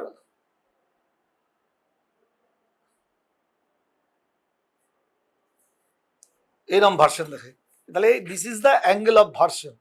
এই যে ভ্যাজিনাল অ্যাক্সিস আর এর সঙ্গে এই যে অ্যাঙ্গুলেশনটা, এই অ্যাঙ্গুলেশন হচ্ছে অ্যাঙ্গেল অফ ভার্সন, একটু নিচে ধরো এরকম জায়গায়।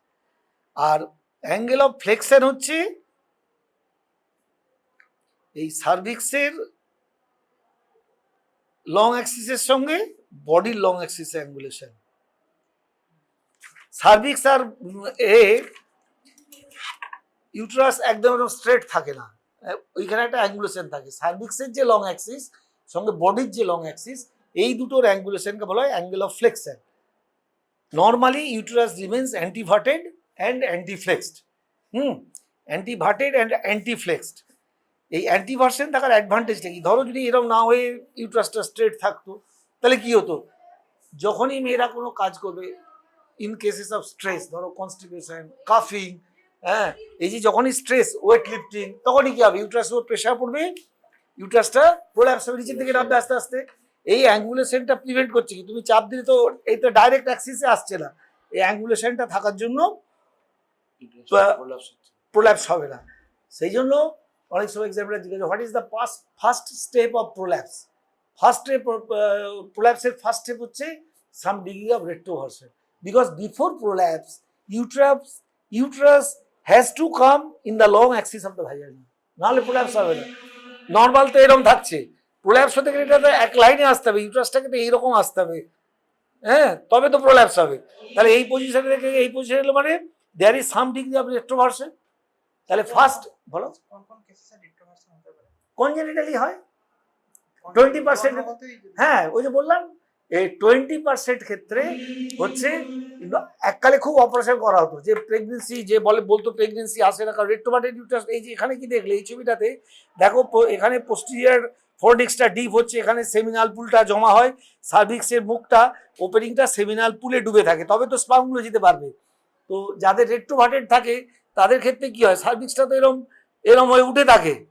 তুমি এখানে যদি ভ্যাজানাল পুলটা, এটা ধরো সার্ভাইকেল, এটা সার্ভাইকেল ওপেনিংটা ধরো, এইটা ধরো রেট্রোভার্টেড ইউটারাস, হ্যাঁ। তো যখন এইটা অ্যাকচুয়ালি পোস্টিরিয়ার এইখানে সিমেন্টটা জমবে, নর্মালি অ্যান্টিভার্সনে কি হচ্ছে, এটা উল্টো হয়ে যাচ্ছে, এখানটা পকেটটা তৈরি হচ্ছে, তাহলে সার্ভিক্সের the external os remains dipped in the seminal pool, তবে স্পামটা যেতে পারবে। তো এইরকম হয়ে থাকলে কি হচ্ছে, সিমেন্ট এইখানে রয়ে গেল, তাহলে স্পার্মের তো আর পাখা নেই উড়ে চলে যাবে ওটা ডুবে থাকলে। তো যদি রেট্রোভার্টেড ইউটারাসে কি হয়, যদি ওপেনিংটা ওপরে থাকে মানে অ্যান্টিরিয়ার দিকে, অ্যান্টিরিয়ার ফরডিক্সে থাকছে, পোস্টিরিয়ার ফরডিক্সে তো ওটা ডিপেস্ট পার্ট, ওখানেই পুলটা তৈরি হয়। যদি সার্ভিক্সটা পোস্টিরিয়ার পার্টে না থাকে, পোস্টিরিয়ার পুলে অ্যান্টিরিয়ারলি থাকে, তাহলে স্পামটা যেতে পারবে না, যে নয় এটাকে বলা হতো একটা কজ অফ ইনফার্টিলিটি। এবং এককালে খুব অপারেশন করতো রাউন্ড লিগামেন্ট প্লাইকেশন, মানে রাউন্ড লিগামেন্টটা টামদের দিকে টেনে এনে বেঁধে দাও যাতে রেট্রোভার্টেডটা অ্যান্টিভার্টেড হয়ে যায়। কিন্তু দেখা গেছে এটা কোনো দরকার নেই, এরকম হয় না। রেট্রোভার্টেড 20% ক্ষেত্রে নর্মালি রেট্রোভার্টেড ইউটারাস থাকে, তাতে কিছু যায় আসে না, এখন আর ওটা নিয়ে কেউ মাথা ঘামায় না, হয়ে যায়। ওই জন্য অনেক সময় আমরা ওই যে পজিশন করতে বলি, যে মেলামেশার পর বা একটু পাগুলো তুলে দিল, পজিশন করে রাখলো যাতে সিমেন্ট পুলটা থাকে। যাই হোক, তাহলে angle of flexion, angle of version হলো, অ্যাঙ্গেল অফ ফ্লেক্সন নর্মালি অ্যান্টিভার্টেড অ্যান্টিফ্লেক্স থাকে, কখনো কখনো 20% ক্ষেত্রে রেট্রোভার্সন থাকে, রেট্রোভার্টেড ইউটারাস থাকে। আর প্রোল্যাপস হতে গেলে ফার্স্ট স্টেপ অফ প্রোল্যাপস হচ্ছে সাম ডিগ্রি অফ রেট্রোভার্সন। একটু রেট্রোভার্সন না অ্যান্টিভার্সন থাকলে প্রোল্যাপস হবে না, তুমি যত চাপ দেবে তত তো এই দিকে নিচে নামছে, ঠিক আছে। আচ্ছা, এবার এই দুটো ইনস্ট্রুমেন্ট ভলসেলাম হলো, ট্যালিস টিস্যু স্পঞ্জোল্ডিং, তো আমরা এগুলো তো ওই স্কিন ড্রেসিং ফ্রেসিং করতে লাগে, আর অবস্টেটিক্সে এটা ইউজ করা হয়। এই যে একটু আগে বলছিলাম প্রেগনেন্ট সার্ভিক্স, নন প্রেগনেন্ট সার্ভিক্স, ভলসেলাম তো ইউজ করা যায় না। প্রেগনেন্ট সার্ভিক্সে আমরা বলেছি অ্যালিস টিস্যু ইউজ করি, কিন্তু ধরো জাস্ট আফটার ডেলিভারি, তখন এটাও তার পক্ষে খুব এত সফট থাকে যে it can injure the cervix. তো তখন আমরা সার্ভিক্স, তখন সার্ভিক্সটা অনেক বড়, ধরো জাস্ট আফটার ডেলিভারি ব্লিডিং হচ্ছে, we have to look for whether there is any cervical tear or not, তখন আমরা এই স্পঞ্জ হোল্ডিং দিয়ে সার্ভিক্সটাকে ধরি। স্পঞ্জ হোল্ডিংয়ে আমাদের অবস্টেটিক্সে তাহলে কি হচ্ছে, যে প্রেগনেন্সিতে মানে জাস্ট আফটার ডেলিভারি, তখন সার্ভিক্সটা এটা দিয়ে ধরা হয়, এতে ইনজুরি কম হয়, আর এটা চওড়া অনেক, ওই অ্যালিসে ওইটুকু ধরে দেখা যায় না। তিনটে, এটা পরীক্ষা খুব জিজ্ঞাসা করে যে সার্ভাইকাল টিয়ার কি করে ডায়াগনোসিস করবে, সার্ভাইকাল তিনটে এরকম ফরসেপস লাগে স্পঞ্জ হোল্ডিং। হ্যাঁ, নিয়ম হচ্ছে এই যে এরকম গোল এত বড় সার্ভিক্সটা দুটো, তুমি একটা অ্যান্টিরিয়ারলি ধরলে, একটা পোস্টেরিয়রলি ধরলে তো ধরে তোমাকে অ্যাঙ্গেল, টিয়ার তো ইউজুয়ালি অ্যাঙ্গেলগুলোতে হয়, সার্ভাইকাল অ্যাঙ্গেলে টিয়ার হয়, তাই তুমি কি করলে অ্যান্টিরিয়ার একটা পোস্টেরিয়র একটা ধরলে, ধরো তুমি এবার বাঁ দিকেরটা, প্রথমে ধরো বাঁ দিকেরটা তুমি দেখবে টিয়ার আছে কিনা, তখন কি করবে, যে থার্ডটা সেটা পোস্টেরিয়রলি যেটা ধরা আছে একটাই ধরা হইলো, ওপরে যেটা ধরেছো তার বাঁ দিকে আবার ধরে একটু টান দিয়ে এটাকে খুলে আবার নিচেটা টেনে এইভাবে আমরা মিড লাইন থেকে আস্তে আস্তে ল্যাটারালি যাবো। তিনটে, বুঝতে পারছো কি বলছি? এই একটা ধরো এটা সার্ভিক্সটা এরকম ছিঁড়ে এরম হয়ে গেছে, এইটা তো এই ধরো এটা সার্ভাইকাল টিয়ার, একজন ধরো তাহলে বুঝতে পারবে। এইটা ধরো সার্ভিক্সে এটা জোড়া থাকার কথা, অ্যাঙ্গেলটা এরকম টিয়ার হয়ে গেছে, বের করতে হবে, তো দেখতে হবে, কি করে দেখবো আমি, এ তো ভেজানের মধ্যে অতখানি তুমি স্পেকুলাম দিয়ে দেখতে হবে না। তখন আমরা কি করলাম, এই একটা ধরলাম আর নিচে একটা এরকম দিয়ে ধরলাম, তোমার অ্যাসিস্ট্যান্ট টেনে ধরলো, তুমি আর একটা ফরসেপস নিয়ে, এটা ছোট আরো বড় তো, এইখানে একটা ধরলে, এইখানে ধরলে, ধরে এটা খুলে দিলে, পেছনে লাগানো আছে, পেছনেরটা ধরলে টান, উল্টো দিকে টান দিলে তুমি যে দিকটা দেখবে, তুমি যখন বাঁ দিকেরটা দেখছো তখন ধরো এটা পেশেন্টের এটা বাঁ দিক, এরম ধরো এইরকম টানছো, পেছনে একটা পোস্টিরিয়ার স্পেকুলাম রয়েছে, এইরকম করে তুমি মিড লাইন থেকে অল্টারনেটলি এটা ল্যাটারালি করে করে তোমাকে অ্যাঙ্গেল অব্দি দিতে হবে। একটা দিক হলো যে অ্যাঙ্গেলে ক্লিয়ার থাকলে সেলাই করলে, আবার মাঝখানে এসে আবার উল্টো দিকটা দেখবে। 3টে স্পঞ্জ হোল্ডিং লাগবে, এবং এইভাবে দুটো দিয়ে তুমি টানলে অনেক সময় ভেতরটা দেখা যায় না, আর দুটো মাঝখানে লাগে, এটা এই খুলে খুলে ধারে আস্তে আস্তে আস্তে তুমি অ্যাপ্রোচ করছো, এইখানে টিয়ারটা আছে, তুমি এইখানে ধরেছো, তোমাকে অ্যাপ্রোচ করে করে এইদিকে আসতে হবে, ওপরে নিচে অ্যাপ্রোচ করে, তবে তুমি দেখতে হবে একটা সময় যখন টিয়ারের ঠিক কাছে তুমি দেখতে পাবে। তাহলে এইটা জিজ্ঞাসা করে কটা লাগে, 3টে লাগে, দুটোতে হবে না, একটা খুললে তুমি পাশে ধরলে আবার সরে যাবে, সেটা ধরে একটাকে ট্র্যাকশন দিয়ে রাখতে হবে। আচ্ছা, এই দুটোর মধ্যে এবার তফাৎ দেখো, এটা বললাম ইট মে বি স্ট্রেট, এটা it may be curved, sponge holding curved হয়, হ্যাঁ, এটা ইট ইজ অলওয়েজ কার্ভ। তো সেটা তুমি বুঝবে না, সেটা কি দুটোর মধ্যে বেসিক তফাৎ দেখো, এটা ক্যাচ আছে, এটা ক্যাচ নেই, এইটা হচ্ছে সিরেসেন্স আছে, এই যে দেখো এখানটা সিরেসেন রয়েছে, এখানে কোনো সিরেশন নেই, এটা সিরেশনটা রয়েছে, এখানে সিরেশন নেই। আচ্ছা, এটার ইউজ বলতে বলতে আরেকটা বললাম, একটা বললাম প্রেগনেন্ট ইউজ, আর একটা হচ্ছে মেমব্রেন, প্লাসেন্টা বেরোবার পর মেমব্রেন রয়ে যায়, অনেক সময় মেমব্রেনটা এতে ধরে টেনে বার করে, তুমি হাত দিয়ে ধরে টানতে পারবে না, স্লিপ করে যায় মেমব্রেন, যদি ডেলিভারির পর রিটেন প্লাসেন্টা বা প্লাসেন্টাটা বেরিয়ে অনেক সময় মেমব্রেন থাকে, আমরা হাত দিয়ে ঘুরিয়ে বের করি, কিন্তু এবার ধরো তুমি দেখলে যে মেমব্রেনটা ছিঁড়ে গেছে, রয়ে গেছে, মেমব্রেনটা বের করতে হবে, তখন এইটা দিয়ে মেমব্রেনটাকে ধরা হয়, সেটা ওভাম ফরসেপস দিয়েও করা যায়, কিন্তু এইটা যেহেতু ওভাম ফরসেপসে গ্রিপ নেই, মেমব্রেন খুব পাতলা তো স্লিপ করে করে যায়, এটা দিয়ে ধরাই বেটার। তাহলে যদি মেমব্রেন রয়ে যায়, তাহলে অ্যামনিওটিক মেমব্রেন, মানে অ্যামনিওটিক মেমব্রেন যদি রয়ে যায়, তাহলে মেমব্রেন সিজারের পরেও আমরা যখন প্লাসেন্টা ছাড়াই, এটা দিয়ে অ্যামনিওটিক মেমব্রেনটা ছাড়ানো হয়।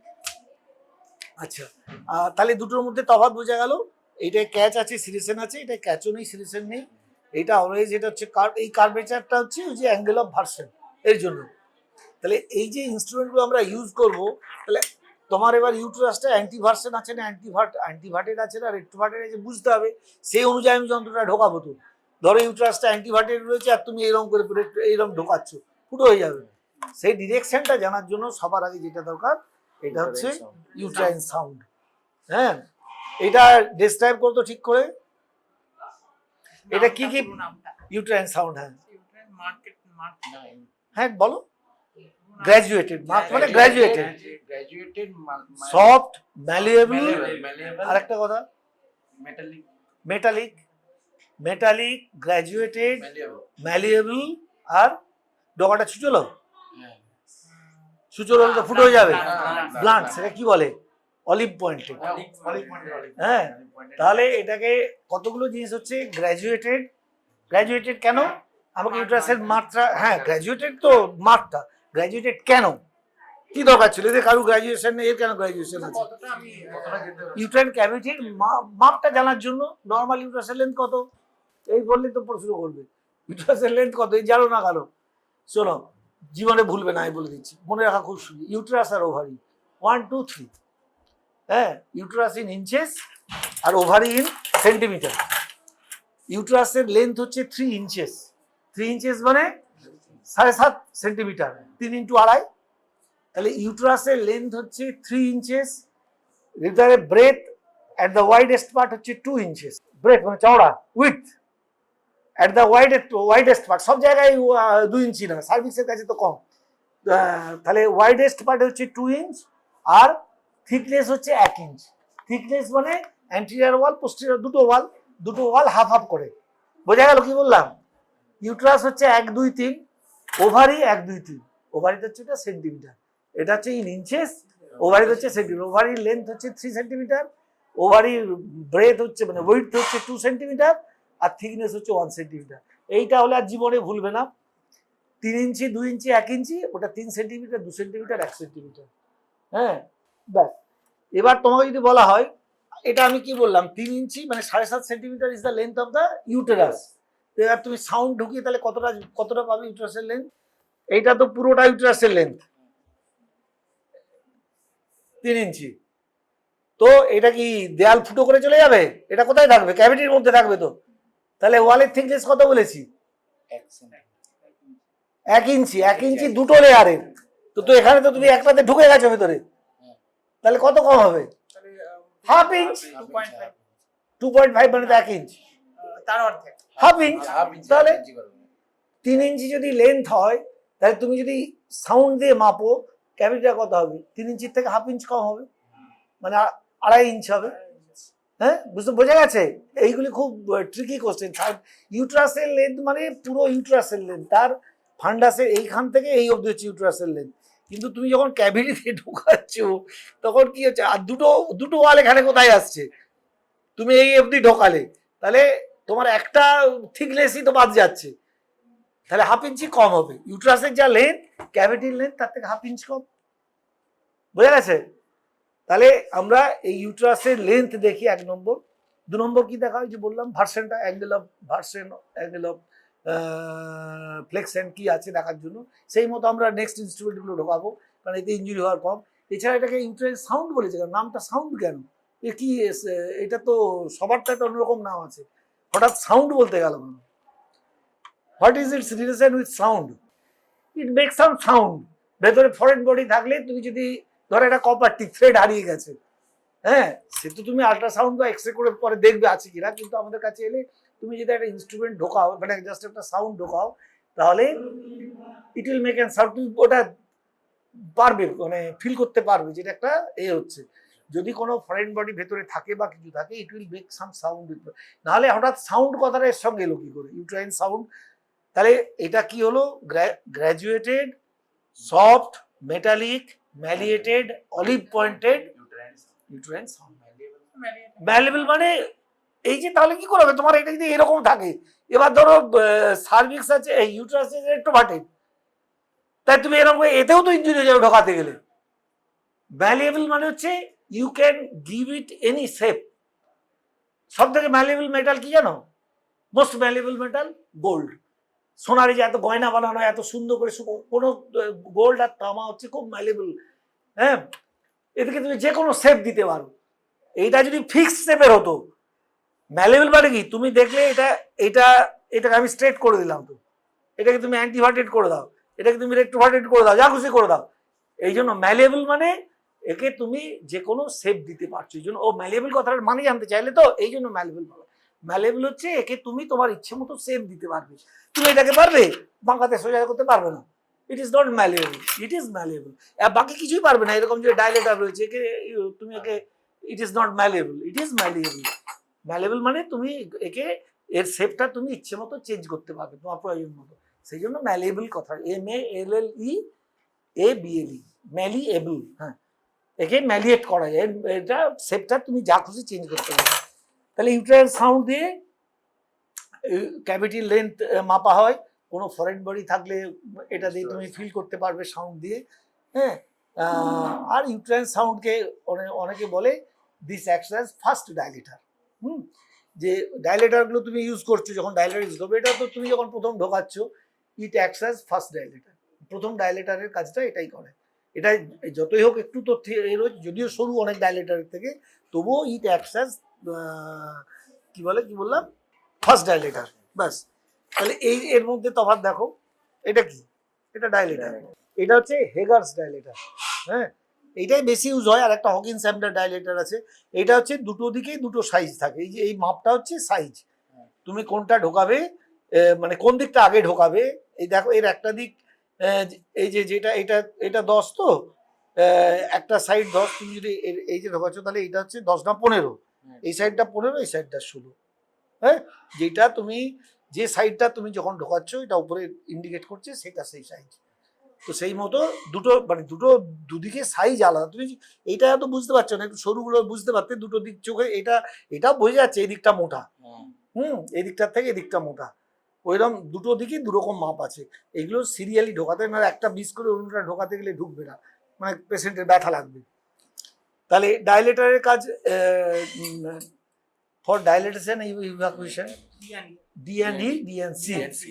শুধু ডাইলেট করা হয় কিসে বলতে পারবে? আমি যেখানে কিছু করলাম না, ডাইলেটেশন ইজ এ ট্রিটমেন্ট, কিসে করা হয় জানো?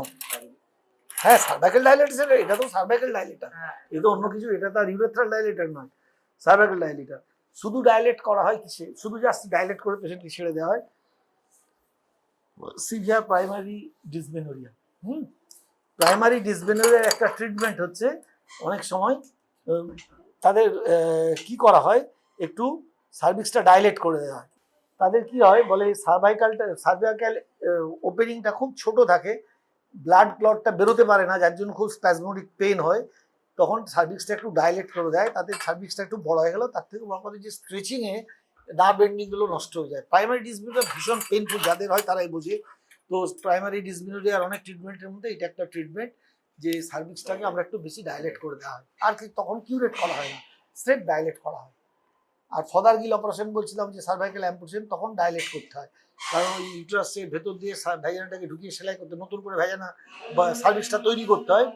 তো যাই হোক, শুধু ডাইলেটেশন মানে যেখানে ডাইলেটেশন আর কিছু করা হচ্ছে না, সেটা হচ্ছে প্রাইমারি ডিসমেনোরিয়া। প্রাইমারি ডিসমেনোরিয়াতে ডাইলেটেশন একটা ট্রিটমেন্ট। ডাইলেটার এইটা ইউজুয়ালি 10টা সেট হয়, হ্যাঁ 1-2 থেকে একবারে 19-20 অবধি 10টার সেট হয়, 8টা 10টা বিভিন্ন সেট পাওয়া যায়। তা প্রত্যেকটাই দুটো করে মাপ থাকে। অ্যাডভান্টেজ কি, যে নাম্বার অফ ইনস্ট্রুমেন্ট কম, একটা একটা করে যদি তোমার অতগুলো ইনস্ট্রুমেন্ট লাগতো, এটা একটাতে দুদিক হচ্ছে, নাম্বার অফ ইনস্ট্রুমেন্টটা কম হচ্ছে। আচ্ছা, ডাইলেটার গেল। এবার হচ্ছে এই তোমাদের ডিসিডি পড়িয়েছেন স্যার, স্টেপগুলো বলো তো, বলতে পারবে পরপর? একদম ধরো পেশেন্ট টেবিলে শুয়েছে, ড্রেসিং ড্রেপিং হয়ে গেছে, তুমি বসেছো, এবার শুরু করো, কি করবে প্রথম থেকে? প্রথমে catheterization. Every gynaecological operation starts with catheterization, ends with catheterization. এই কথাটি জীবনে ভুলবে না। All gynaecological operation start with catheterization, ends with catheterization. হ্যাঁ, স্টার্টিংয়েও ক্যাথিটারাইজেশন হবে, এন্ডে অপারেশন শেষে গেলে তোমাকে আবার ক্যাথিটার পরে দেখতে হবে, সে তুমি গাইনির যে অপারেশনই করো। তাহলে প্রথম হলো ড্রেসিং ড্রেপিং হয়ে গেল, প্রথমে হচ্ছে ক্যাথিটারাইজ। কেন ক্যাথিটার করতে হয়? ফুল ব্লাডার থাকলে আমার কি অসুবিধা? ব্লাডারের নর্মাল ক্যাপাসিটি কত? আমাদের আর্জ ইনকন্টিনিউন্স মানে আর্জটা হয় কখন? ইউরিন তো সবসময় তৈরি হচ্ছে, ড্রপ ড্রপ করে দুটো ইউরিটার দিয়ে ব্লাডারে পড়ছে, মানুষ কি সারাদিন পেচ্ছাপ করে? ব্লাডার তো সেটা কত এমএল হলে আমাদের পেচ্ছাপ পায়, সেগুলো তো জানতে হবে সব।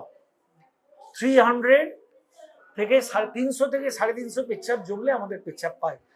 আমরা তারপরে সেটা দরকার হলে চেপে রাখতে পারি। 450 500 পর্যন্ত, 500 পর্যন্ত ছেলেরা পারে, মেয়েরা আরো বেশি পারে। এটা কিছু মজার কথা নয়, ভগবান মেয়েদের এইভাবে তৈরি, যে মেয়েদের স্প্রিংটারটা অনেক স্ট্রং দেন ছেলেদের। দেখবে একটা মেয়ে সারাদিন, একটা কথা আছে না, যে মেয়েরা দিনে একবার পেছাব, ধর বাইরে বেরিয়েছে, ছেলেরা যেখানে পেচ্ছাপ করতে পারে, মেয়েরা ভয় জল খায় না বা পেচ্ছাপ করতে পারে, তো মেয়েরা আরো বেশি পারে, মেয়েদের স্প্রিংটারটা অনেক স্ট্রং। তো আমাদের 300 থেকেই আমাদের আর্জটা হয়, আমরা জোর করে 450 500 অব্দি রাখতে পারি, কিন্তু তারপরে আর রাখা যায় না, তোমাকে পেচ্ছাপ করতেই হবে। তো এই যে কিসেটা ফুল ব্লাডারে কি হয়, ব্লাডার যদি ফুল হয় পেন তো হবে কেন? তুমি যদি নর্মাল পার্সন হও, তোমার পেচ্ছাপ জমে গেলে তুমি না করলে পেচ্ছাপ হয়ে যাবে, তুমি পারবে না একটা লেভেলের উপর রাখতে, পেনটা কোনো ফ্যাক্টর না। পেন ফুল ব্লাডার কি করে? প্রথম কথা হচ্ছে ইউট্রাসটা উপরে উঠে যাবে, তোমার কাজে তুমি নিচে দিয়ে টেনে তুমি যে কাজ করছো, সার্ভিক্সটা ধরে টানছো, তোমাকে তো হাতের কাছে থাকতে হবে। ফুল ব্লাডার যেই ফুল হবে, ব্লাডার কি আছে, ব্লাডারের পোস্টেরিয়র ওয়ালটা সার্ভিক্সের অ্যান্টেরিয়র ইউটেরাসের সঙ্গে ফিক্স থাকে একবারে, ব্লাডার ফুল হলে ইউটেরাসকে উপরে তুলে দেবে। এই জন্য তো প্রেগনেন্ট সার্ভিক্সে ফুল ব্লাডারে তুমি যদি পরীক্ষা করো, তোমার প্রেগনেন্সি সাইজ এক মাস বেশি মনে হবে, সেই জন্য এমটি ব্লাডারে করতে হয়, নর্মাল লেভেলে আসবে। আর 2 নম্বর হচ্ছে, যেখানে ধরো ডি করছো, ব্লিডিং হচ্ছে, full bladder reflexly inhibits uterine contraction.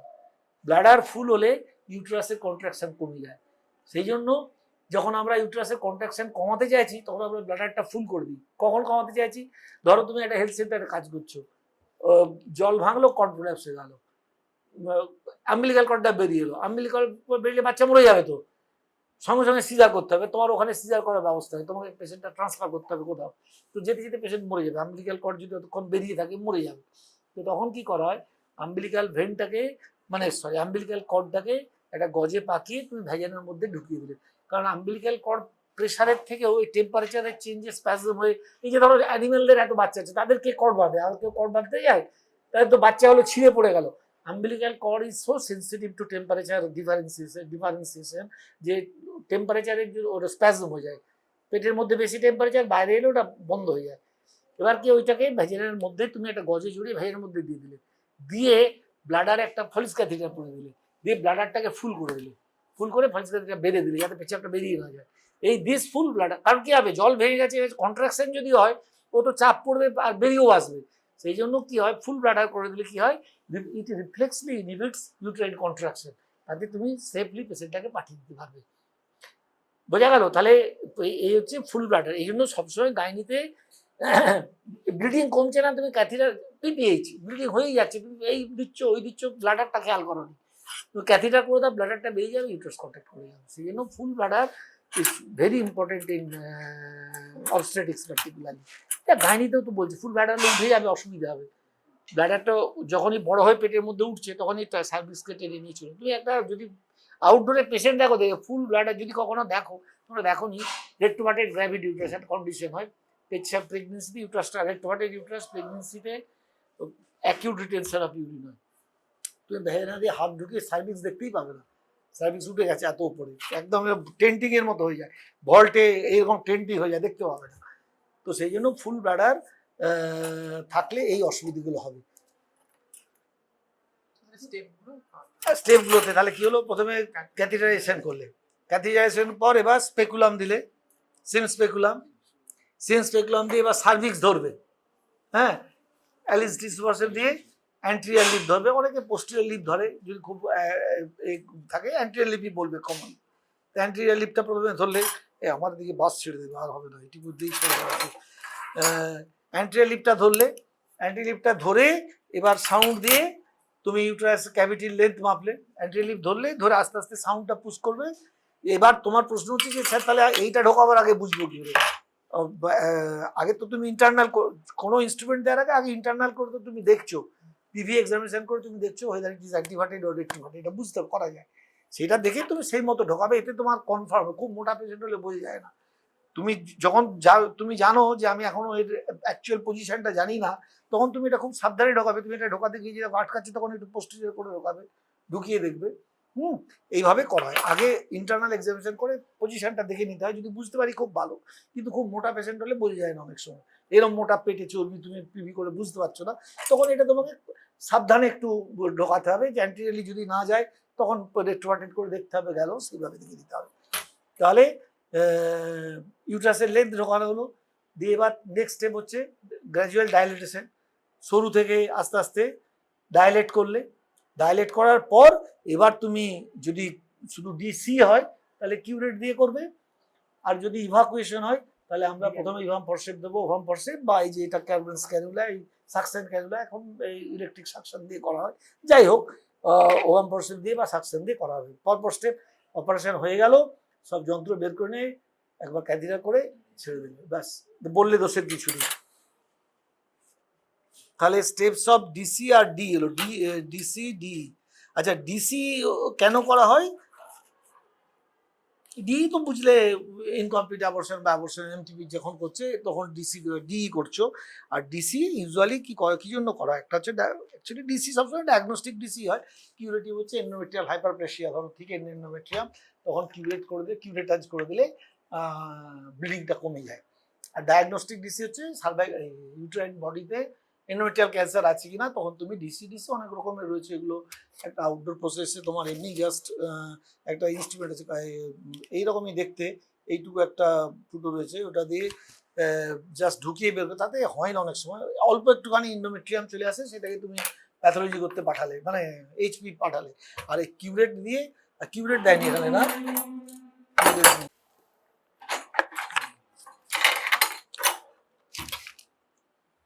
তাহলে এইটা পড়লে, সাউন্ড পড়লে অনেকটা ধরছো, এতটা ধরছো তো এতে, মানে তুমি বলছো এই তুমি দুটোর সঙ্গে তফাৎ করো না, এটা টুথ আছে, এটা গেঁথে যাবে, টান পড়লেই ছিঁড়ে বেরিয়ে যাবে, এটা কখনো টিস্যুর উপর গাঁথা হবে না, এটা তুমি উপর দিয়ে চেপে ধরছো। এটা is very good haemostatic forcep. কোথাও ব্লিডিং হচ্ছে তুমি এটা দিয়ে চেপে ধরো, বন্ধ হয়ে যাবে, এতে ইঞ্জুরি হবে না। এই তুলনায় এতে অনেক বেশি ইঞ্জুরি হবে। এটাতে তো টুথ নেই, আর তাছাড়া এটা কতটা টিস্যু, তুমি যত কম টিস্যু ধরবে তত তো বেশি ইঞ্জুরি হবে। এতে তো তুমি অনেকটা টিস্যু ধরছো, এইটাতে ইঞ্জুরি হবে না, এইটাই ধরার নিয়ম। সার্ভিক্সে যখন প্রেগনেন্সি, মানে ডেলিভারির পর এইটা হচ্ছে আইডিয়াল ইনস্ট্রুমেন্ট, এটা দিয়ে ধরা হয়। কারণ অন্যগুলো দিয়ে তুমি এটা দিয়ে ধরতে পারো যে বললাম, কিন্তু এই টানাটানি করতে হয় তো, সব সার্ভিস দিয়ে ভালো টানতে হয়, তুমি দেখতে পাবে না, নাহলে এইগুলোতে টান দিলেই ছিঁড়ে যাবে। এতে এমনি তোমার প্রেগনেন্ট সার্ভিক্সেই যদি তুমি ধরো ডিসি করতে গিয়ে ধরো অনেক সময় দেখবে এখানটা কেটে গিয়ে এখান থেকে ব্লিডিং হচ্ছে যেখানটা ধরেছো,